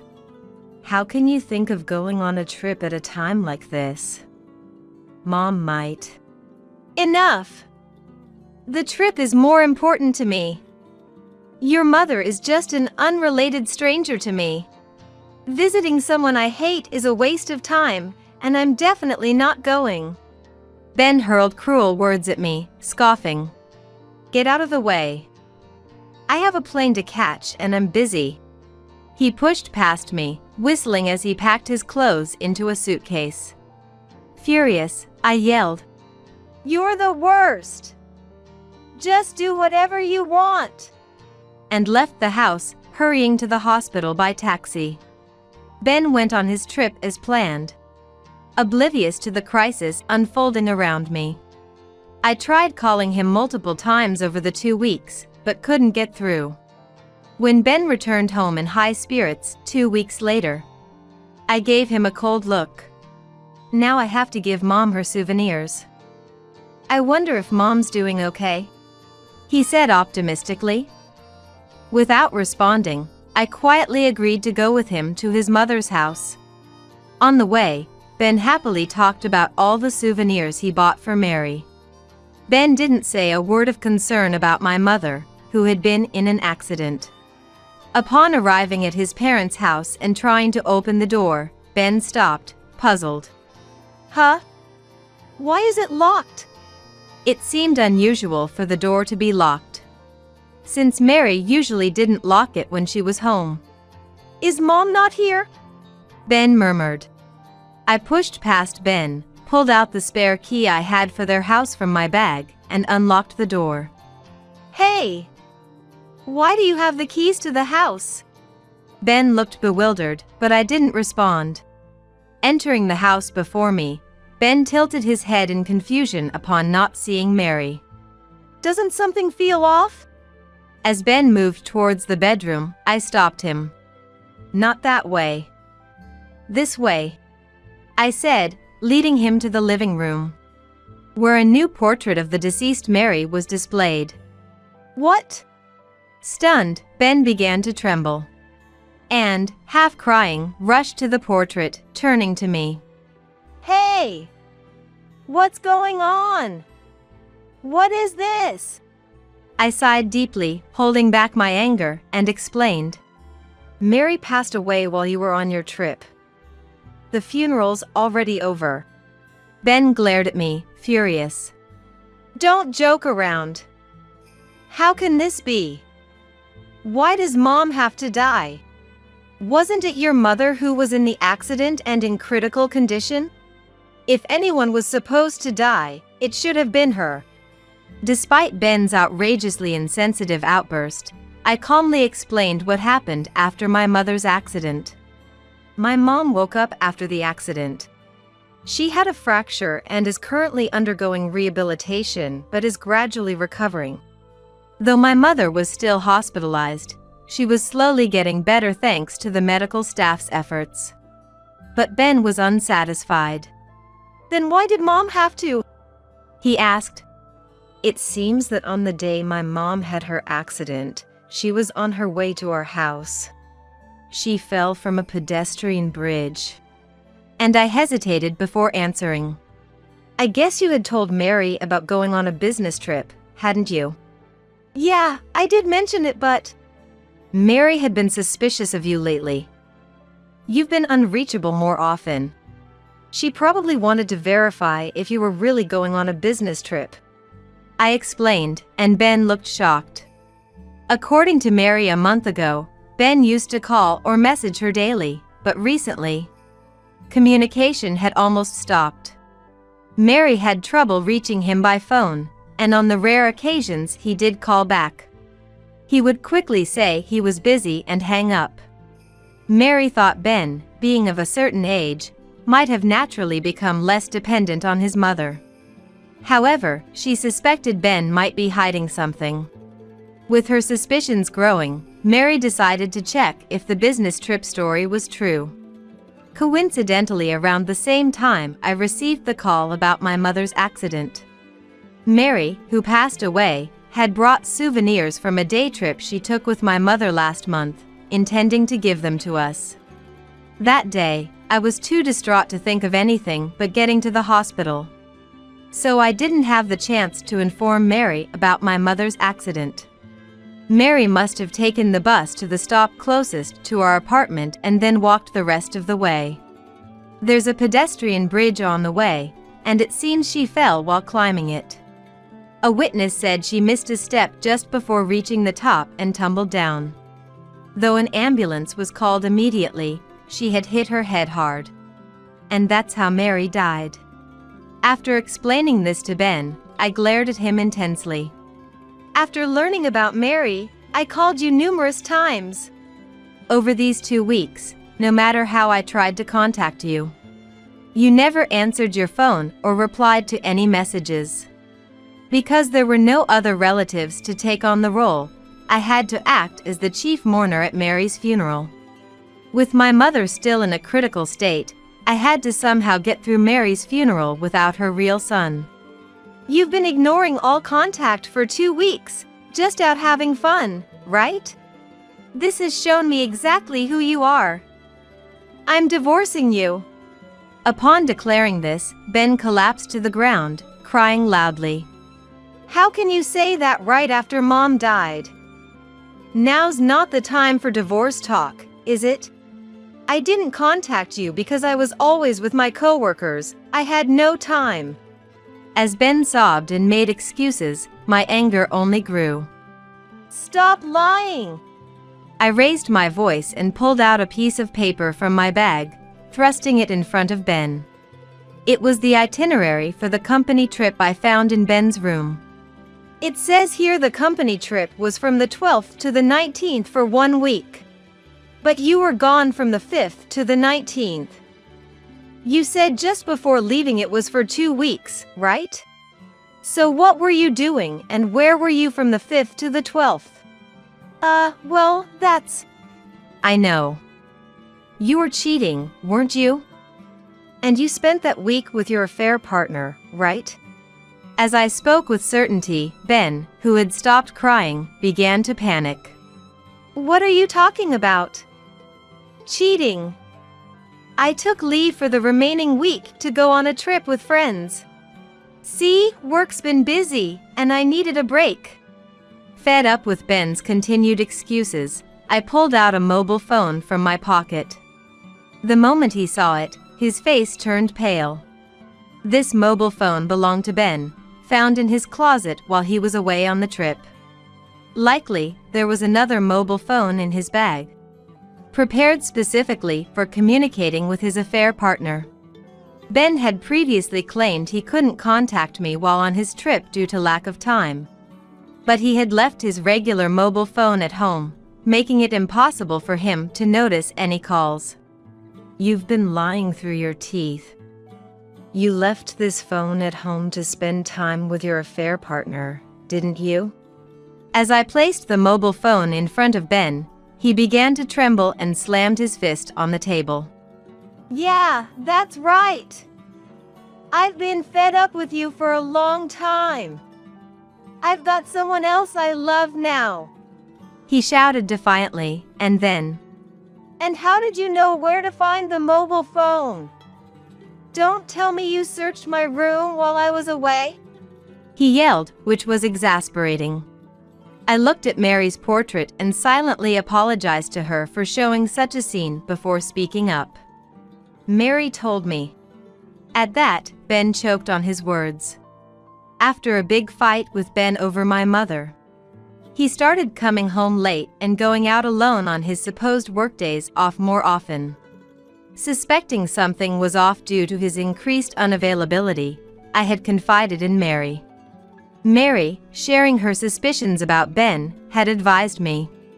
Ben has had a habit since he was little of hiding things that are inconvenient for him, like bad test scores or a glass he broke that his father cherished.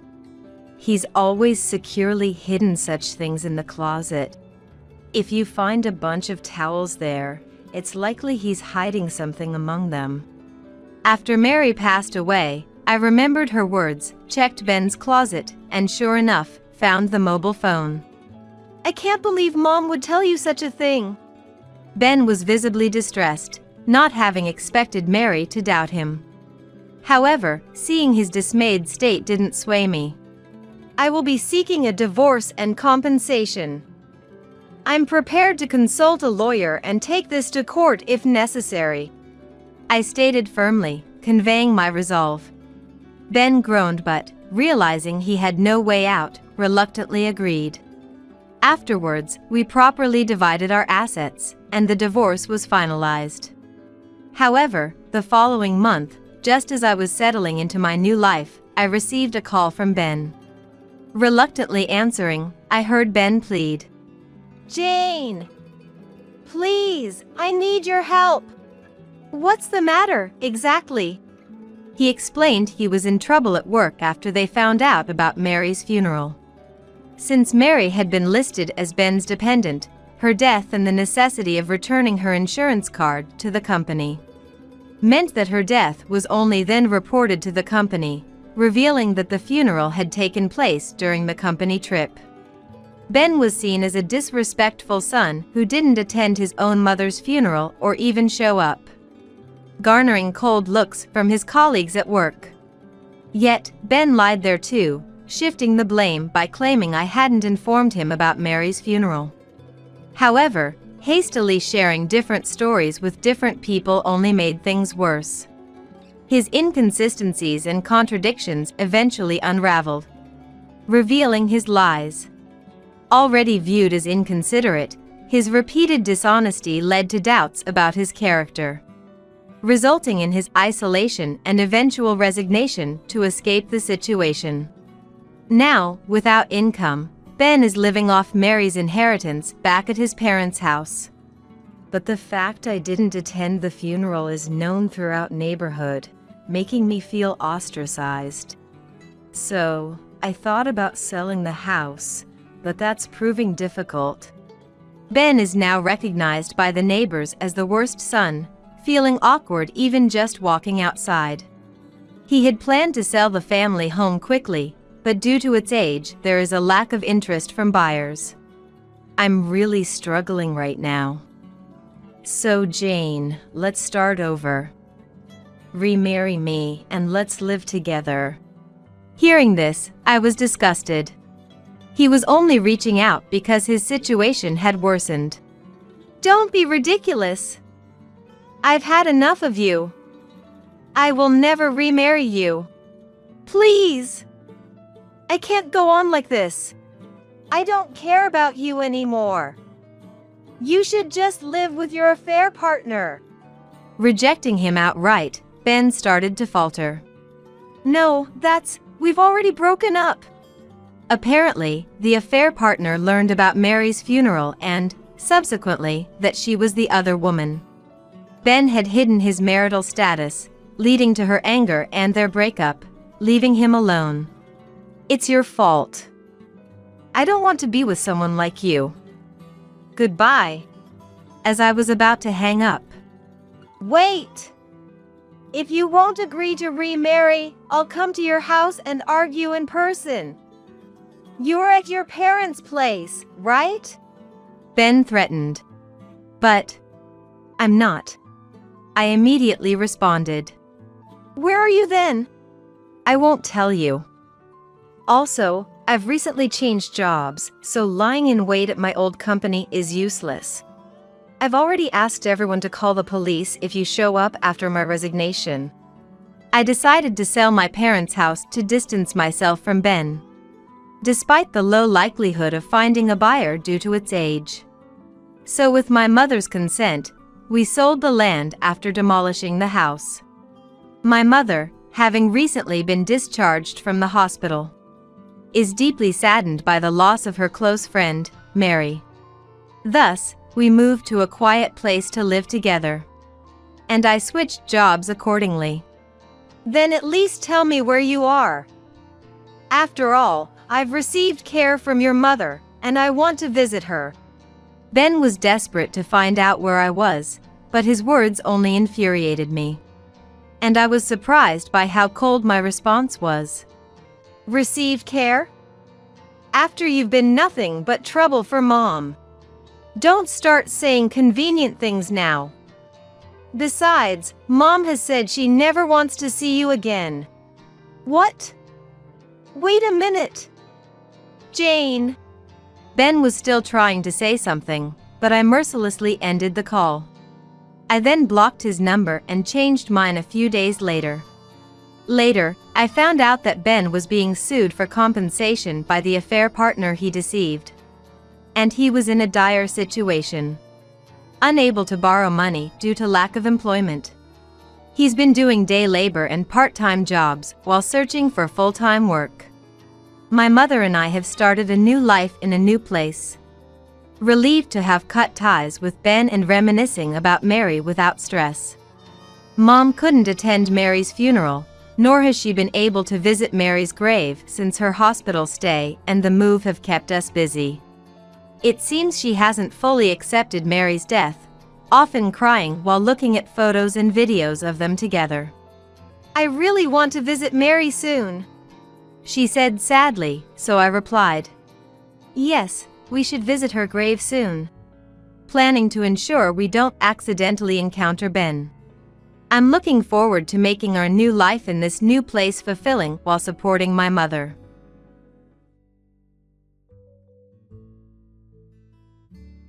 On the day we celebrated the 50th wedding anniversary of my in-laws, I arrived late and pulled along my son to introduce him to my sister-in-law, Abigail.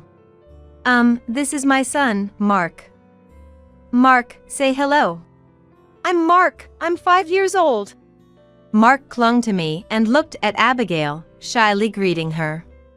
Abigail, as I mentioned in my letter, my son has a congenital disability. Before I could finish, Abigail blurted out, EW, what a monster! Don't let it spread to my kids. In that moment, both Mark and I froze as if time had stopped. Abigail's husband didn't say anything, but his look of discomfort was evident, clearly wanting to keep his distance. Kevin and the in-laws were speechless and rigid. I couldn't believe what was being said to such a young child, filled with disbelief. Not knowing what to say to the insensitive remarks of Abigail and her company, I stood there motionless until I heard a voice from beside me. Do people hate me again? Mark looked down, desperately trying to hold back tears. Such words would hurt an adult, let alone a child. It's not contagious. He has albinism, which just means he was born with less pigment. It's still a disease, it can spread. Scarlett, get rid of that ugly kid fast. Get out. My husband was trembling with anger. During the heated argument, tears fell from Mark's eyes. Interrupting Kevin, who seemed ready to confront Abigail, my father-in-law Robert spoke up. Yes, don't ever come back. The relief was visible on Abigail and her husband's faces. They smiled triumphantly as if they had found someone who understood them. But their smiles quickly turned to surprise. What? Dad, what are you doing? My name is Harper, a 40-year-old housewife living with my husband, Kevin, and our son, Mark. Only 5 years ago, the thought of living happily as a family of 3 was unimaginable. Kevin and I had always wanted children but were unable to conceive. I desperately wanted a child, and so did Kevin, which led us to seek fertility treatments at a hospital. There were days when it was hard to see pregnant women in the waiting room, reminding me that children are a gift. Despite careful diet and health management, I often wondered why I couldn't have a child, leading to days filled with self-loathing. The fertility treatments were not only emotionally taxing but also a financial burden, leading to many tearful nights. During those times, the person who was always there to support me was none other than Kevin. His encouragement, holding my hand, and accompanying me to the hospital were incredibly reassuring. "It's okay, I'm sure our baby is just waiting for the right time to come to us." Miraculously, his words gave me hope, and I became more positive. The following year, our efforts paid off, and I became pregnant. We sharing the news with my in-laws Robert and Chloe, who were overjoyed. The baby grew healthy inside me, and we looked forward to the delivery day. On the day of birth, hearing the lively cries, I was deeply relieved and eagerly wished to see the baby's face. Yet, the child born had skin and hair so white and delicate, it seemed touching could break them, like an angel. Needless to say, Kevin and I were astonished. We were confused, as no one in our families had such an appearance. Why? The doctor explained our child had oculocutaneous albinism, a congenital condition known as albinism. Albinism? The one that happens to 1 in 20,000 people. It's a disease associated not just with physical appearance but also vision problems and sensitivity to sunlight. I regretted not being able to give birth to a normal child after fertility treatments. However, seeing the baby, all that faded away, and we embraced our child fully. It doesn't matter if it's a rare disease. Our child is as beautiful and precious as an angel. Exactly. This child chose us. Thank you, thank you. Thus, Kevin and I accepted our long-awaited baby positively and with hope. We named the child Mark and decided to raise him with love. Introducing him as our angel to the in-laws, they were initially surprised, but eventually warmed up to Mark's innocent smile. "It might be hard, but you two will surely overcome everything.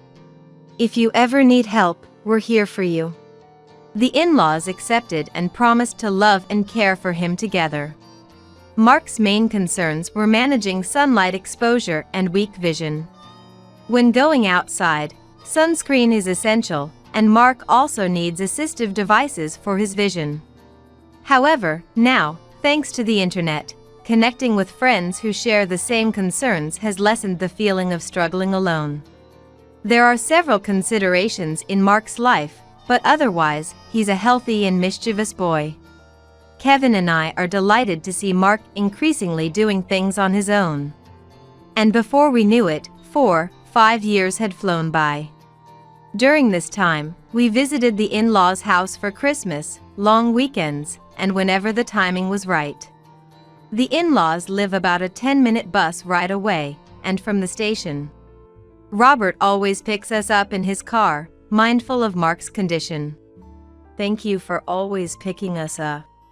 "No problem. I always can't wait to see my grandson."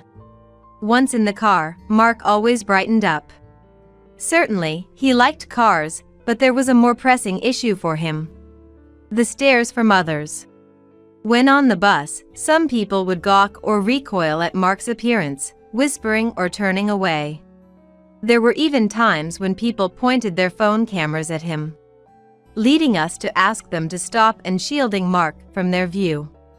Such actions deeply saddened me as a mother and sometimes made me angry, wondering why they would do such things. Affected by these stares, Mark would shrink into himself on the bus.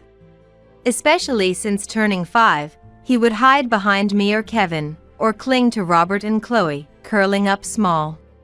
Thinking how hard it must be for Mark himself tightened my chest with pain. One night, before bed, Mark asked, "Mom, Dad, am I weird? Does everyone dislike me? Why would you think that?" I replied, "Because, in the train, everyone looks at me so much." Hearing Mark express his feelings was heart-wrenching, and I've never felt more distressed. Kevin seemed troubled too, his brows slightly furrowed. I pulled Mark close, looked him in the eyes, and assured him, "You're not weird, and nobody dislikes you. Even if people look, you can hold your head high." With tears welling up in his eyes, he listened to my words and simply replied, "Okay, I understand. Mark, how about you sleep with Dad tonight?" Okay. Read me a story? Excited, Kevin headed to the bedroom with Mark. Watching them, I stayed in the living room, sighing. The 50th anniversary celebration for Robert and Chloe is coming up, and I'm a bit worried. At kindergarten, there are teachers to support and friends who are told about Mark's condition, which offers some comfort, but public places are a different story. Struggling with this challenge, Mark, Kevin, and I were all searching for solutions, discussing with friends as well.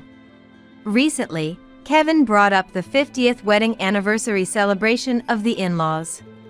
Abigail, my sister-in-law living far away, would be coming, and it was suggested we celebrate grandly with her family. Mark hasn't met Abigail yet. It might be a good opportunity, don't you think, Scarlett? Abigail too?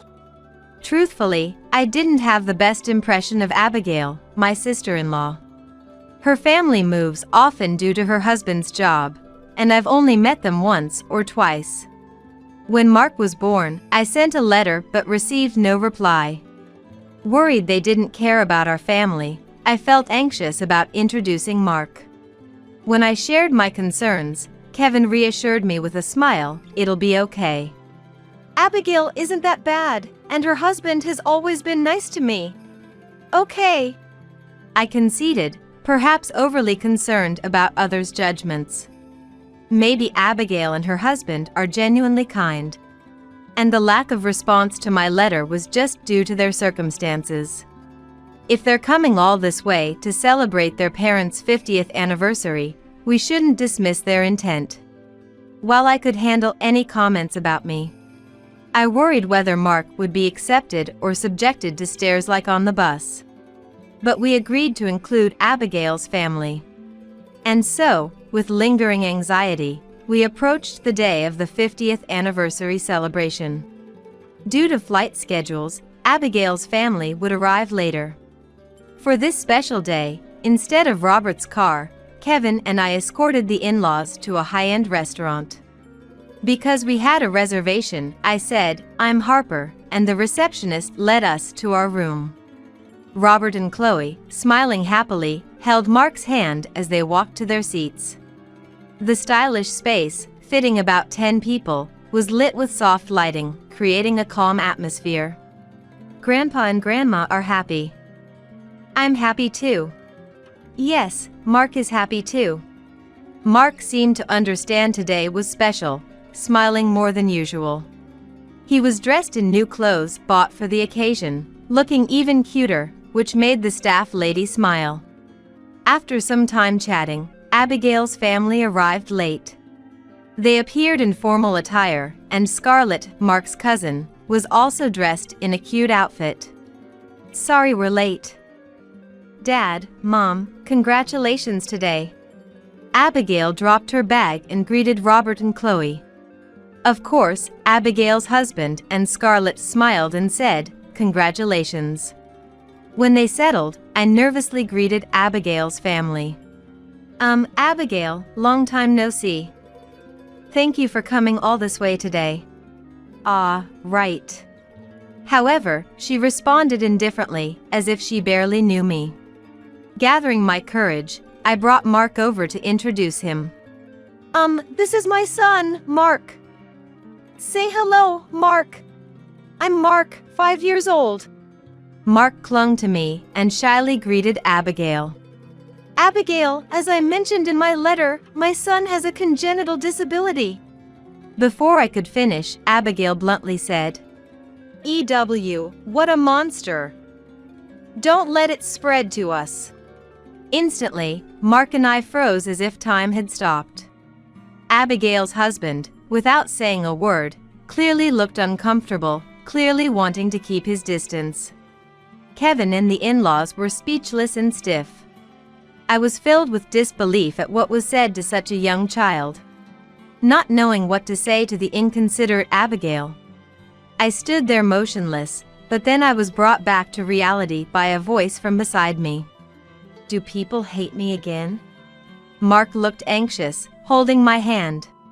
Laughing, Abigail said, Yeah, nobody wants to see your face. Mark looked down, trying hard not to cry. Such words would hurt an adult, let alone a child. I thought about slapping Abigail right there, but hugged Mark tightly instead. What are you saying, Abigail? That's not true. That's right. Abigail, how could you say that? Chloe hugged me and Mark in defense. EW, what? Mom, you're defending that monster? It's gross, like, it's all white and has white hair. Is it contagious? Get it away if it's going to spread. It's not contagious. It doesn't spread. He has albinism, a condition of being born with less pigment. So, it is a disease. It could spread. Why did you bring him? Stay away. Scarlett, stay back. Abigail, don't say that. Mark is not a monster, nor is it contagious. Don't treat him like that. Kevin, is that really your child? Unbelievable. Why can't you be more considerate, Abigail? Just get rid of that ugly kid, fast. Get out. Kevin's hands trembled with anger. During the heated argument, tears streamed down Mark's face. Intervening before Kevin could confront Abigail, Robert spoke up. Yes, don't ever come back. Only Abigail and her husband were relieved by those words. Their faces wore a triumphant look, as if to say they have found an ally. But that smile quickly vanished, turning into a look of surprise. What? Dad, what are you doing? Robert had grabbed Abigail and her husband's bags and threw them out of the room. Then, after clapping his hands together, he turned back to the astonished couple. To treat a polite child, who greeted you upon meeting for the first time, like this. That's not my daughter. You are the monsters. I don't want to see such ugly faces. But Dad, what if you and Mom catch it? I'm worried. No need to worry. If you had the heart to worry about me, you could have considered Mark's feelings too. Why didn't you? No, come on, that's just not normal, no matter how you look at it. Stop saying such heartless things. Get out now. Abigail's couple was taken aback by Robert's demeanor, unseen by Kevin and me before. They seemed to want to say something more, but then a voice exclaimed, "Stop it." All eyes, including Kevin's, turned to the source. Surprisingly, it was Scarlett, dressed in her cute outfit. Her cheeks flushed. Albinism isn't contagious, and he's not a monster. Why would you say that? Dad and Mom, that's awful. She declared this with all her might, tears streaming down her face. That alone showed she was angry and hurt for Mark, which made me incredibly happy. Yet, Abigail harshly responded to her daughter. Scarlett, be quiet. You don't know anything. You're the one who doesn't know anything, Mom. I'm so embarrassed right now. Hating Mark without even trying to understand him. I hate you too. Scarlett's almost shouting voice turned Abigail and her husband pale. Undeterred, Scarlett ran to Mark, towering slightly like an older sister, and gently stroked his head. "Don't cry. You should smile. You're not a monster, and you're not disliked. The people who say that are wrong." Okay. Both Scarlett and Mark's faces were smeared with tears and runny noses. It was difficult to get Abigail and her husband to understand Mark, but Scarlett was different, which was reassuring. Seeing Scarlett approach Mark and pat his head, Abigail seemed to snap out of it, hastily leaving with her husband without a word. The commotion drew the attention of other patrons outside, likely making Abigail's family feel unwelcome. While some staff members asked patrons to return to their seats, we resumed our conversation as if nothing had happened. The rest of the meal went smoothly, without tears or derogatory words, marking a peaceful time. After the 50th wedding anniversary celebration ended, and we returned to our usual lives, I was struck by a question. How did Scarlett know about albinism? Kevin, did you talk to her on the phone? No, I haven't. I thought you had told her, Harper. Wondering how she knew about Mark without us telling her, we received a letter. The sender was Scarlett, who had apparently gotten our address from Robert and Chloe. The letter, written on cute heart-patterned stationery like that of a young girl, contained her earnest words. After dinner that day, we decided to read the letter together.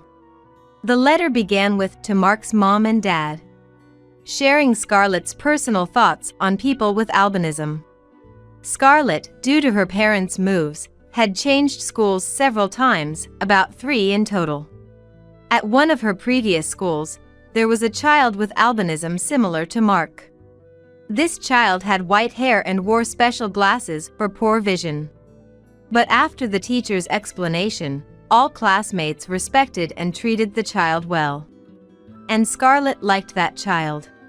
Without discrimination against anyone, not minding their own disability, and being kind to everyone, she found them genuinely cool and fell for them. Even with poor eyesight, they had great hearing, were good at singing, and could play the piano. I wanted to be as kind as them, but Mom was different. On a day when parents gathered, seeing the albino child with Scarlett, Abigail frowned immediately. Scarlett, who's that child? Dyeing hair in elementary school? And those ugly glasses don't suit at all. You shouldn't play with that child, okay? Understand? Saying so, she complained. Scarlett was filled with disbelief and felt very upset. Shocked and frustrated at her inability to retort her mother's heartless words. So, I felt relieved when I could finally speak up about Mark. Reading the letter made me feel warm, realizing Scarlett had been harboring those feelings during the 50th wedding anniversary celebration. Later, Scarlett settled in her current school and, driven by a desire to be understood, read an essay on albino awareness during an open class. My parents labeled my cousin a monster without trying to understand albinism. I think those who say such things have monstrous hearts. I hope more people understand albinism and refrain from saying terrible things like my parents did. I wish for a class where everyone respects each other as they did at my previous school. The composition she read on open day, advocating for mutual respect, was highly praised. At the same time, Abigail and her husband faced condemning stares and were embarrassed. Following that open day, they were viewed coldly by other parents in the neighborhood, and Scarlett was scolded by Abigail. But she seemed unfazed, hoping to grow up to be someone who can eloquently explain and support people with albinism. Please be kind and stand tall, Mark. I'll do my best too. See you. The letter ended with this message, accompanied by a cartoon character sticker that seemed like it could come from a girl's magazine, saying "Your ally." Of course, Mark still can't read well, nor does he fully understand the meaning of the words. But when I carefully explained how to read it, Mark, with a happy smile, excitedly shouted, "Ally, ally." Seeing this made both Kevin and I happy, and we all ended up laughing together. In fact, since the day of the 50th wedding anniversary celebration, Mark, perhaps remembering Scarlett's words, has always stood tall, never shrinking, whether on the bus or at kindergarten. What kind of mental change occurred, I'm not sure, but it seems Mark has understood Scarlett's words in his own way. When going to meet the in-laws, as usual, we got on the bus and sat down. Some high school girls who seemed to have finished school early were talking about Mark, covering their mouths but their eyes laughing. What's that? White hair. I was considering changing seats, but then I noticed Mark had also seen the girls and was staring back at them. Mark? When I called out to him, Mark, still looking at the high school girls, smiled back at them. Surprised, perhaps, the girls moved away, flustered. There were other times when we were talked about or stared at, but Mark began to smile back each time. The speakers would feel guilty, stopping their gossip and diverting their attention to their phones. It seems to be Mark's own way of handling situations, though I wondered where he learned such diplomacy. But upon reflection, Scarlett had encouraged him that day, "Don't cry, just smile." Those words must have resonated with Mark. It's not that there are no more people who mock or stare or demean based on appearance. In fact, we'll likely encounter more such people. Seeing Mark not just protected by me, his mom, but protecting himself, made me feel incredibly proud of his growth. Our child is striving to live with strength. Maybe it's thanks to Scarlett. I often think, if only there were more kind-hearted children like Scarlett. Discussing this with friends, I found support among other moms, leading to small educational gatherings in public spaces. If both those directly involved and those around them can understand each other, surely we can connect kind-hearted people and create a slightly kinder world than today. I hope for a world where more people, like Scarlett, understand and treat those with disabilities without discrimination, making it a better place for Mark to live positively. Going to marry your sister? ATM is no longer needed. I could hear the mocking laughter over the phone, but I didn't let out a surprised sound. I thought if I played into their hands, it would weaken my position. And by now, I had not an iota of love left for my husband, Zach. Okay, brace yourself, I replied calmly, but inside, anger was boiling over. Zach, who dumped all the childcare, elder care, and housework on me, was enjoying an affair with my sister, Nicole. And Nicole too, after borrowing all that money from me, she slept with my husband and even called me an ATM at the end. It was unforgivable. You're okay with us divorcing, right? When Zach pressed me, I simply nodded yes. On the other end of the phone, the two of them cheered. Enjoy it while you can. There's no way they won't get their comeuppance for belittling me like this. I bit my lip hard. My name is Maggie. I'm 60 years old, living with my husband Zach, who's 5 years my senior. Our son, Alan, is 30 this year, already independent and out of the house. I was working part-time at a grocery store until recently, but due to the recent surge in prices, I was forced into early retirement for cost-cutting. The manager, who was very kind since I worked there for many years, even gave me a severance package despite being part-time. It's a bit sad to retire before reaching the age of retirement, but working at the grocery store definitely helped me grow. So I'm very grateful to the manager who continued to employ me. One might think I'm set for a slow life in retirement, but actually, I'm having some domestic issues. Well, more with Zach than with the household. With our loveless and distant marriage, I'm very anxious about living together for many more years. Why did it come to this? Let me start from the beginning. I met Zach over 40 years ago. Back then, I was a student job hunting, talking to various industry veterans. Most of them were seniors from the newspaper club I was part of. At a club drinking party, many alumni, including Zach, would show up. Maggie, what kind of company do you want to work for? Zach, rumored to be the handsome senior in the club, asked me with a comfortable distance. I honestly told him I wanted to work for a stable company. How about the bank I work at? Banking's probably the most stable, right? Indeed, it seems like a solid job. While my response was cliché, I was happy Zach invited me to his bank. Encouraged by Zach, I applied to his bank and got the job. It wasn't too difficult as the bank hired many students from my university. Once I started working at the bank, I realized many women liked him. Zach, always invited out for meals after work, seemed out of reach for me. But Zach often asked me out, and despite feeling guilty towards his other admirers, I started going out with him more as I was interested.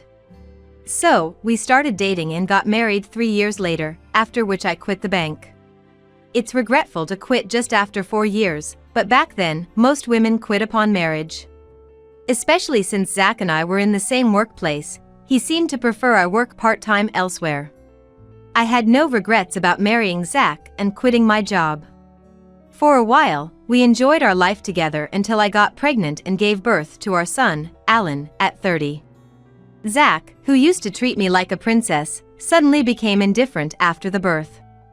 Zach, can you make a bottle for Alan? A bottle? That's a mom's job. Why do I have to do it? His sudden change in attitude left me more in shock rather than in sadness or anger. I had heard that men sometimes lose interest when their wives give birth. But I thought that was a story for only a small fraction of couples. I never imagined that Zach, who loved me so much, would suddenly cast me aside like throwing something into the open sea after I had our child. From then on, every day was a whirlwind. Zach continued to refuse to help with the baby. Taking care of the baby is a mom's job. Plus, you're a housewife, so it's natural for you to take care of it. I'm busy with work. Zach had his plausible reasons, but they didn't satisfy me. But it's my first time too, and raising the baby alone is hard work. As I countered while watching Zach's reaction, he glared at me. If it's that hard, why don't you go to my dad's? Dad's free and can help you out. To your father? Yeah, that's right. I was utterly shocked by Zach's suggestion. Zach's mom had passed away early, and only his dad, Bob, was left, who recently had trouble with his legs and might need to go to a care facility. How could he think of leaving our child with Bob? Moreover, Zach completely refused to be involved with the baby, essentially just dumping it on his parents. Zach's outlandish idea left me troubled. Since then, I received little help from Zach in raising Alan, and I had to do it alone, repeatedly reading childcare books. Fortunately, Alan was a well-behaved and obedient child, who listened to me and grew up healthy. When Alan turned 5, after sending him off to kindergarten, I noticed a call on my mobile phone. Maggie, it looks like Dad collapsed. I'm thinking of putting him in a facility. Can you handle the paperwork? What? Collapsed? Is he okay? And about the facility? I was very surprised by Zach's call. The news of Bob's collapse was alarming. I hoped he had been taken to the hospital in time. Given Bob's leg condition, it must have been quite a struggle. Bob had always been fond of me, treating me like his own daughter, and I regularly took Alan to visit him, even without Zach asking. The in-laws' house was about a 40-minute drive from our home. Every time we visited, "Thank you for coming all this way," Bob would say with a kind smile. Alan and I both loved Bob and, despite the distance, always wanted to visit him again and again.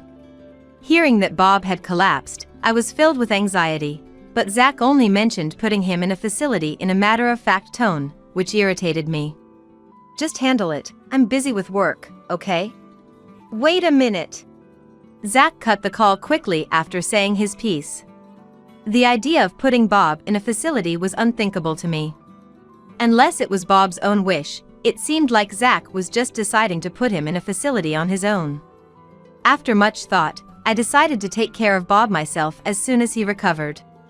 When I arrived at the hospital where Bob had been sent, he was in the hospital room and had already regained his consciousness. Bob was over 70 but had struggled to continue the family's farming business despite his leg issues. Both Zach and I had asked Bob to rest, but he insisted on going to the field that day. Maggie, sorry for troubling you. No, please, just don't strain yourself anymore. All right. It seemed Bob had learned his lesson this time and stopped going to the field after being discharged. Bob's field was no longer used for crops, leaving only an empty land. Though it could be revived with care, the land would probably be passed on to Zach, his only son, who I doubted would take up farming. I felt sorry for the neglected field but thought it was for the best if it meant Bob wouldn't strain himself further. After that, I started caring for Bob, visiting the in-laws' house about 3 times a week. I also began working part-time at the grocery store around that time, juggling work, childcare, caregiving, and household chores. For childcare, I switched Alan from kindergarten to daycare with extended hours, managing to make time. I worked 4 mornings a week till after lunch and then went to the in-laws' house. After caring for Bob, I would pick up Alan from daycare, go home, and make dinner. It was very challenging initially due to inexperience. Though it became slightly easier as I got used to it, I didn't realize how tired I was becoming. I had no time to talk to Zach and was overwhelmed just dealing with the tasks at hand. 10 years passed in this manner, and I turned 45, Zach 50. By then, Alan had become a teenager and often rebelled against me. But I saw this as a sign of his growing independence and, while feeling a bit lonely, I was happy about his growth. However, Alan never showed any defiance towards Zach. In fact, he hardly ever spoke to him. Zach had abandoned any childcare responsibilities from Alan's birth, leaving everything to me, so it seemed Alan didn't really think of Zach as his dad. It was around this time that our loveless and distant family relationship reached a critical point. The catalyst was a call from my sister, Nicole. Hi, Maggie. I just got back from a trip to Hawaii with friends and I've got some souvenirs for you. Can I drop by your place? Nicole, my elder sister by 3 years, has always been reckless with money and had a fiery temperament, making us quite incompatible. She always wore flashy makeup and was more beautiful than me. I was suspicious of her intention to give me souvenirs but couldn't refuse her kind gesture and agreed. When Nicole came over the weekend, she handed me the souvenirs, which I realized were not from Hawaii and were clearly common sweets available locally. I chose to stay silent, thinking that pointing this out would only upset her. Hey, Maggie. I'm short on cash this month. Can you lend me some money? Suddenly visiting with a fake souvenir and now this, I wondered what she was up to. Lend you money? Why? I suspected it was just Nicole's usual spending habits leaving her broke. Well, I've been feeling unwell lately.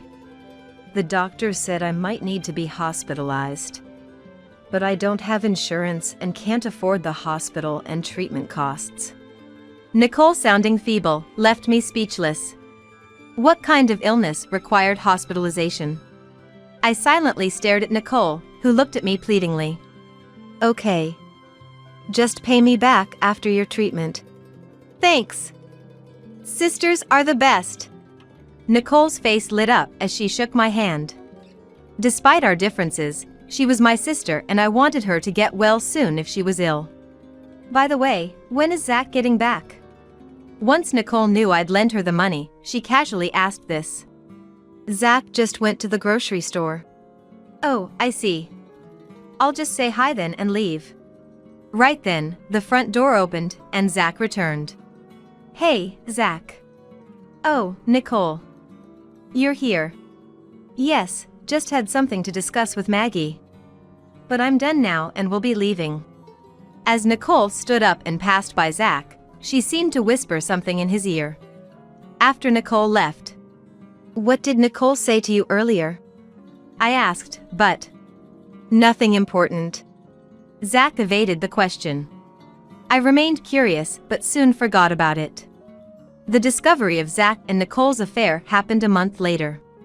I planned to visit Bob that day, but work got extended, so I postponed my visit to the in-laws' house to the next day and went home as usual. Alan was at the library, so only Zach should have been home. Why are there women's shoes here? As I took off my shoes at the entrance, I noticed a familiar pair of heels. They were the high heels Nicole wore over the weekend. Entering the house, the living room was empty, which relieved me momentarily. But then, from the bedroom, I heard faint, indiscreet voices of Zach and Nicole. What are they doing? I considered confronting them right then, but hesitated at the last moment. What if Zach demands a divorce after being exposed? Alan wouldn't want to live with Zach. But I wasn't confident I could afford Alan's education fees alone. If we were to divorce, I wanted to wait until Alan had graduated from college. Frustrated, I decided to leave the house, pretending I saw nothing. Instead, I gathered evidence of the affair, taking photos of their traces and secretly saving the exchanges between Zach and Nicole from his mobile phone. It appeared they had been having an affair for about 6 months. Despite the anger boiling inside me, I reminded myself it was for Alan and endured, not exposing the affair. Another 15 years have passed since then, and Alan is now part of the working world. After graduating from college and leaving his first job early, Alan set up his own business and is now working hard as its president. And as the story goes, I had retired from the grocery store, but I was working a little at Alan's company. I had been giving Nicole money for her treatment bit by bit, but when her requests became too persistent, I grew reluctant to lend more and started ignoring her calls. In fact, the signs of Nicole and Zach's affair had disappeared about a year after it came to light. Zach probably got bored of Nicole. He changed his mind and chose to stay married to me. Knowing this, I couldn't bring myself to pursue the matter of the affair anymore and decided to pretend it never happened. But I realized my naivety when I heard about Bob's death. I got the news about Bob from Zach during the day. Bob had lived a long life until 95, but I was deeply shocked by the loss of Bob, who I had cared for so long. Bob, unlike Zach, was kind and considerate, so his passing felt like losing my own parent. Yet even then, Zach said, Dad seems to have accumulated a lot of wealth, so that's exciting. Laughing. I was so angry that I thought of giving Zach a piece of my mind, but then I heard a woman's laughter from nearby. Oops, did she realize we're together? I was chilled to the bone at the sound of Nicole's voice. Had Nicole and Zach's relationship not ended after all? For 15 years, they had continued their affair without my knowledge. Realizing this, they seemed like an incomprehensible entity to me. I'm going to marry your sister. ATM is no longer needed. I could hear the mocking laughter over the phone. But I didn't let out a sound of surprise. I thought if I played into their hands, it would weaken my position, and by now, I had not an iota of love left for Zach. Okay, brace yourself. I replied calmly, but inside, anger was boiling over. Zach, who dumped all the childcare, elder care, and housework on me, was enjoying an affair with Nicole. And Nicole too, after borrowing all that money from me, she slept with my husband and even called me an ATM at the end. It was unforgivable. You're okay with us divorcing, right? When Zach pressed me, I simply nodded yes. On the other end of the phone, the two of them cheered. Enjoy it while you can. There's no way they won't get their comeuppance for belittling me like this. I bit my lip hard. After Bob's funeral, I filed for divorce as promised. When I informed Zach, he seemed so delighted that it felt like he was doing it on purpose. Now that we're divorced, you should leave this house as soon as possible. Me leave? I asked, surprised, and Zach nodded as if it were obvious. I'm going to live with Nicole, and you'll be living alone. This house is too big for one person. Anger turned to disbelief, and I said, okay. Too weary to argue, and agreed to Zach's demands. Though upset, I had already considered my living situation before the divorce. Leaving our home, I headed to Alan's, who was living independently. I had contacted Alan beforehand, and he welcomed his mom, who had just left Zach, with open arms. He's truly a kind son. I resolved to work even harder at Alan's company. A few days later, a man claiming to be a lawyer contacted me. When I went to the specified location, Zach, Nicole, and the lawyer were seated. I am in possession of a will left by Zach's dad, the lawyer said, and took out the will signed by Bob from his bag. I was surprised as I didn't know Bob had left a will. As Zach's only child, he was the legal heir to Bob's assets. Being no longer Zach's wife, I had no claim to any inheritance. Why was I called then? As I wondered, the lawyer read the will. Its contents were astounding. Bob had left half of his assets to me. That meant the field Bob owned was now part of my estate. While Zach would inherit the other half due to his legal share, he had surely not expected me to inherit anything. Why does Maggie get half of the inheritance? I'm his only son, I should receive it all. Dad was very grateful to Maggie for her selfless care, even though they were not related by blood. He meant it as a thank you. Bob. I was deeply moved by Bob's thoughtfulness. What the heck is this? I thought we could finally relax with the inheritance. Nicole twisted her face in frustration. The lawyer then mentioned that Bob's will had also left all of his debts to Zach, but it seemed Zach and Nicole were too upset to hear that part. I was overwhelmed with gratitude towards Bob, and before I knew it, tears were streaming down my face. Thank you, Bob.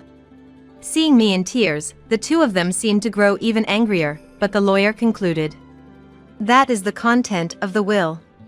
With that, Zach and Nicole seemed to snap back to reality. I'm not happy about losing half, but hey, we still have half of the inheritance left. Gotta thank the law for that.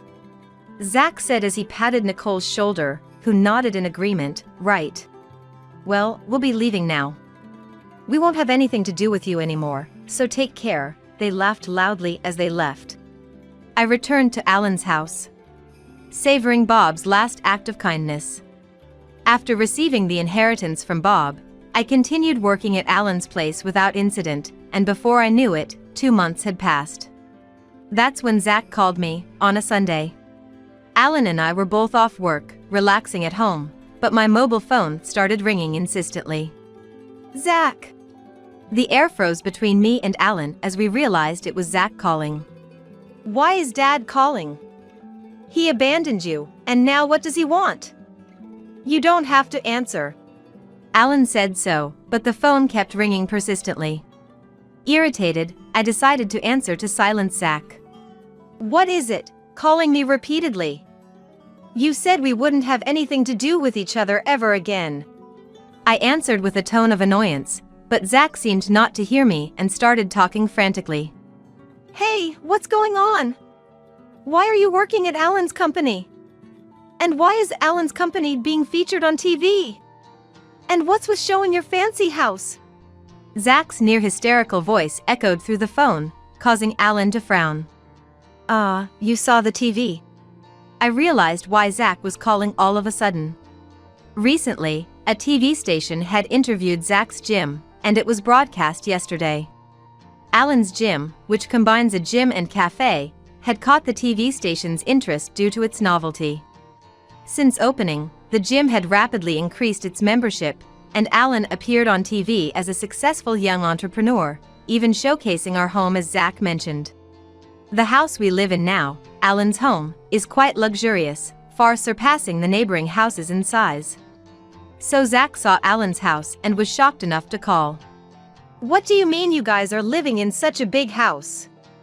Over here, Nicole used up all of Dad's inheritance, and I even got left with his debts.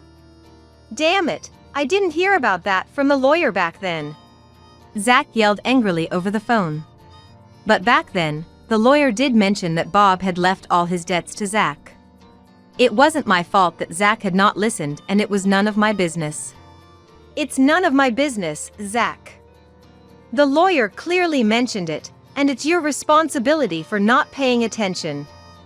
Besides, you knew about Nicole's spending habits even before marrying her, right? I gave her money for treatment and haven't been repaid yet. This just proves to me that you and Nicole are the worst kind of people, quick to betray someone you should trust. In response to my correct argument, Zach remained silent, unable to say anything. Besides, isn't it all your fault for cheating on me in the first place? I just don't understand why I have to be blamed. I let out my pent-up frustrations, feeling somewhat relieved. Realizing he couldn't blame me, Zach suddenly changed his tone to a pleading one.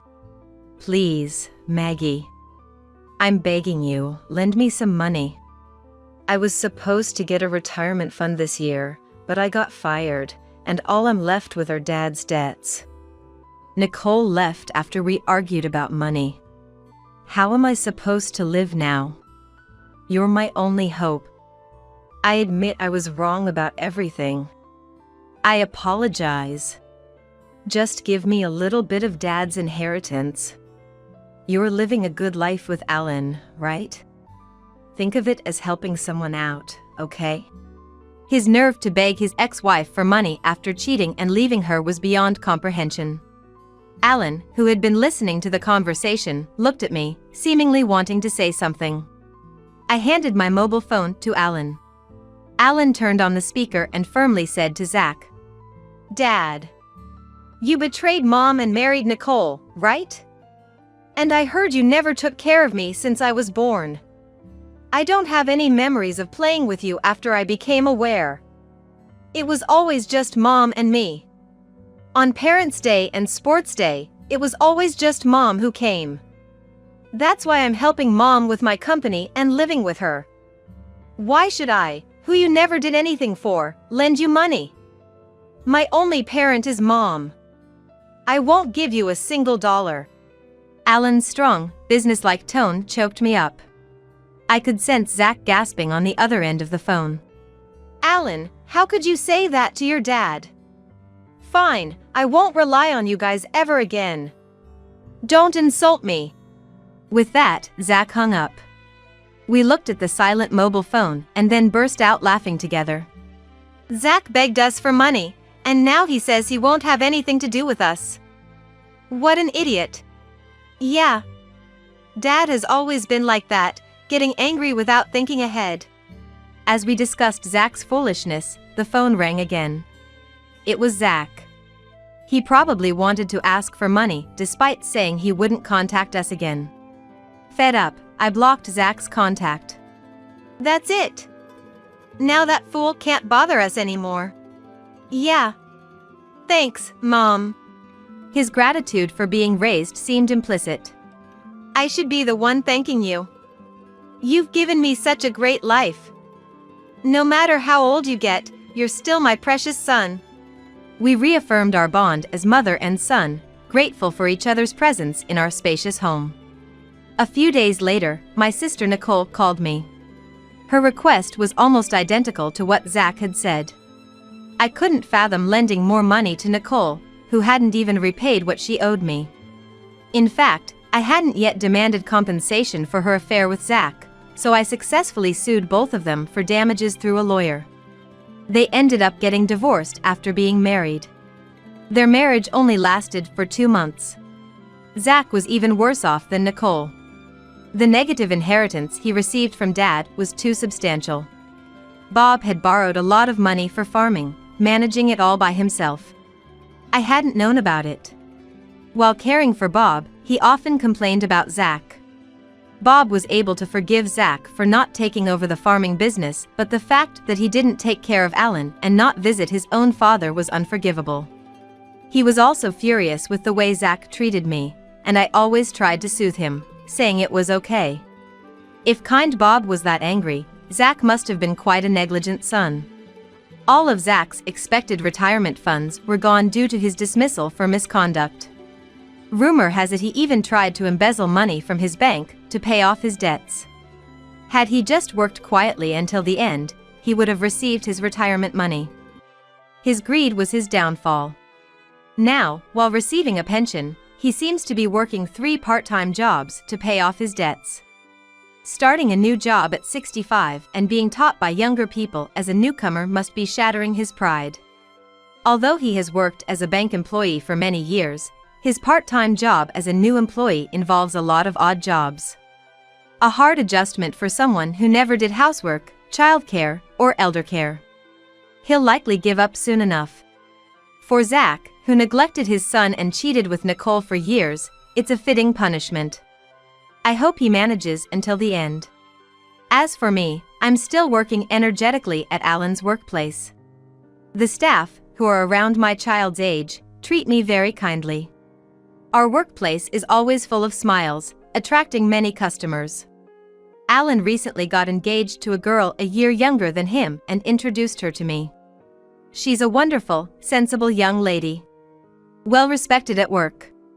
I was planning to move out when they married, but she insisted we live together. I'm grateful for her kindness and looking forward to our future together.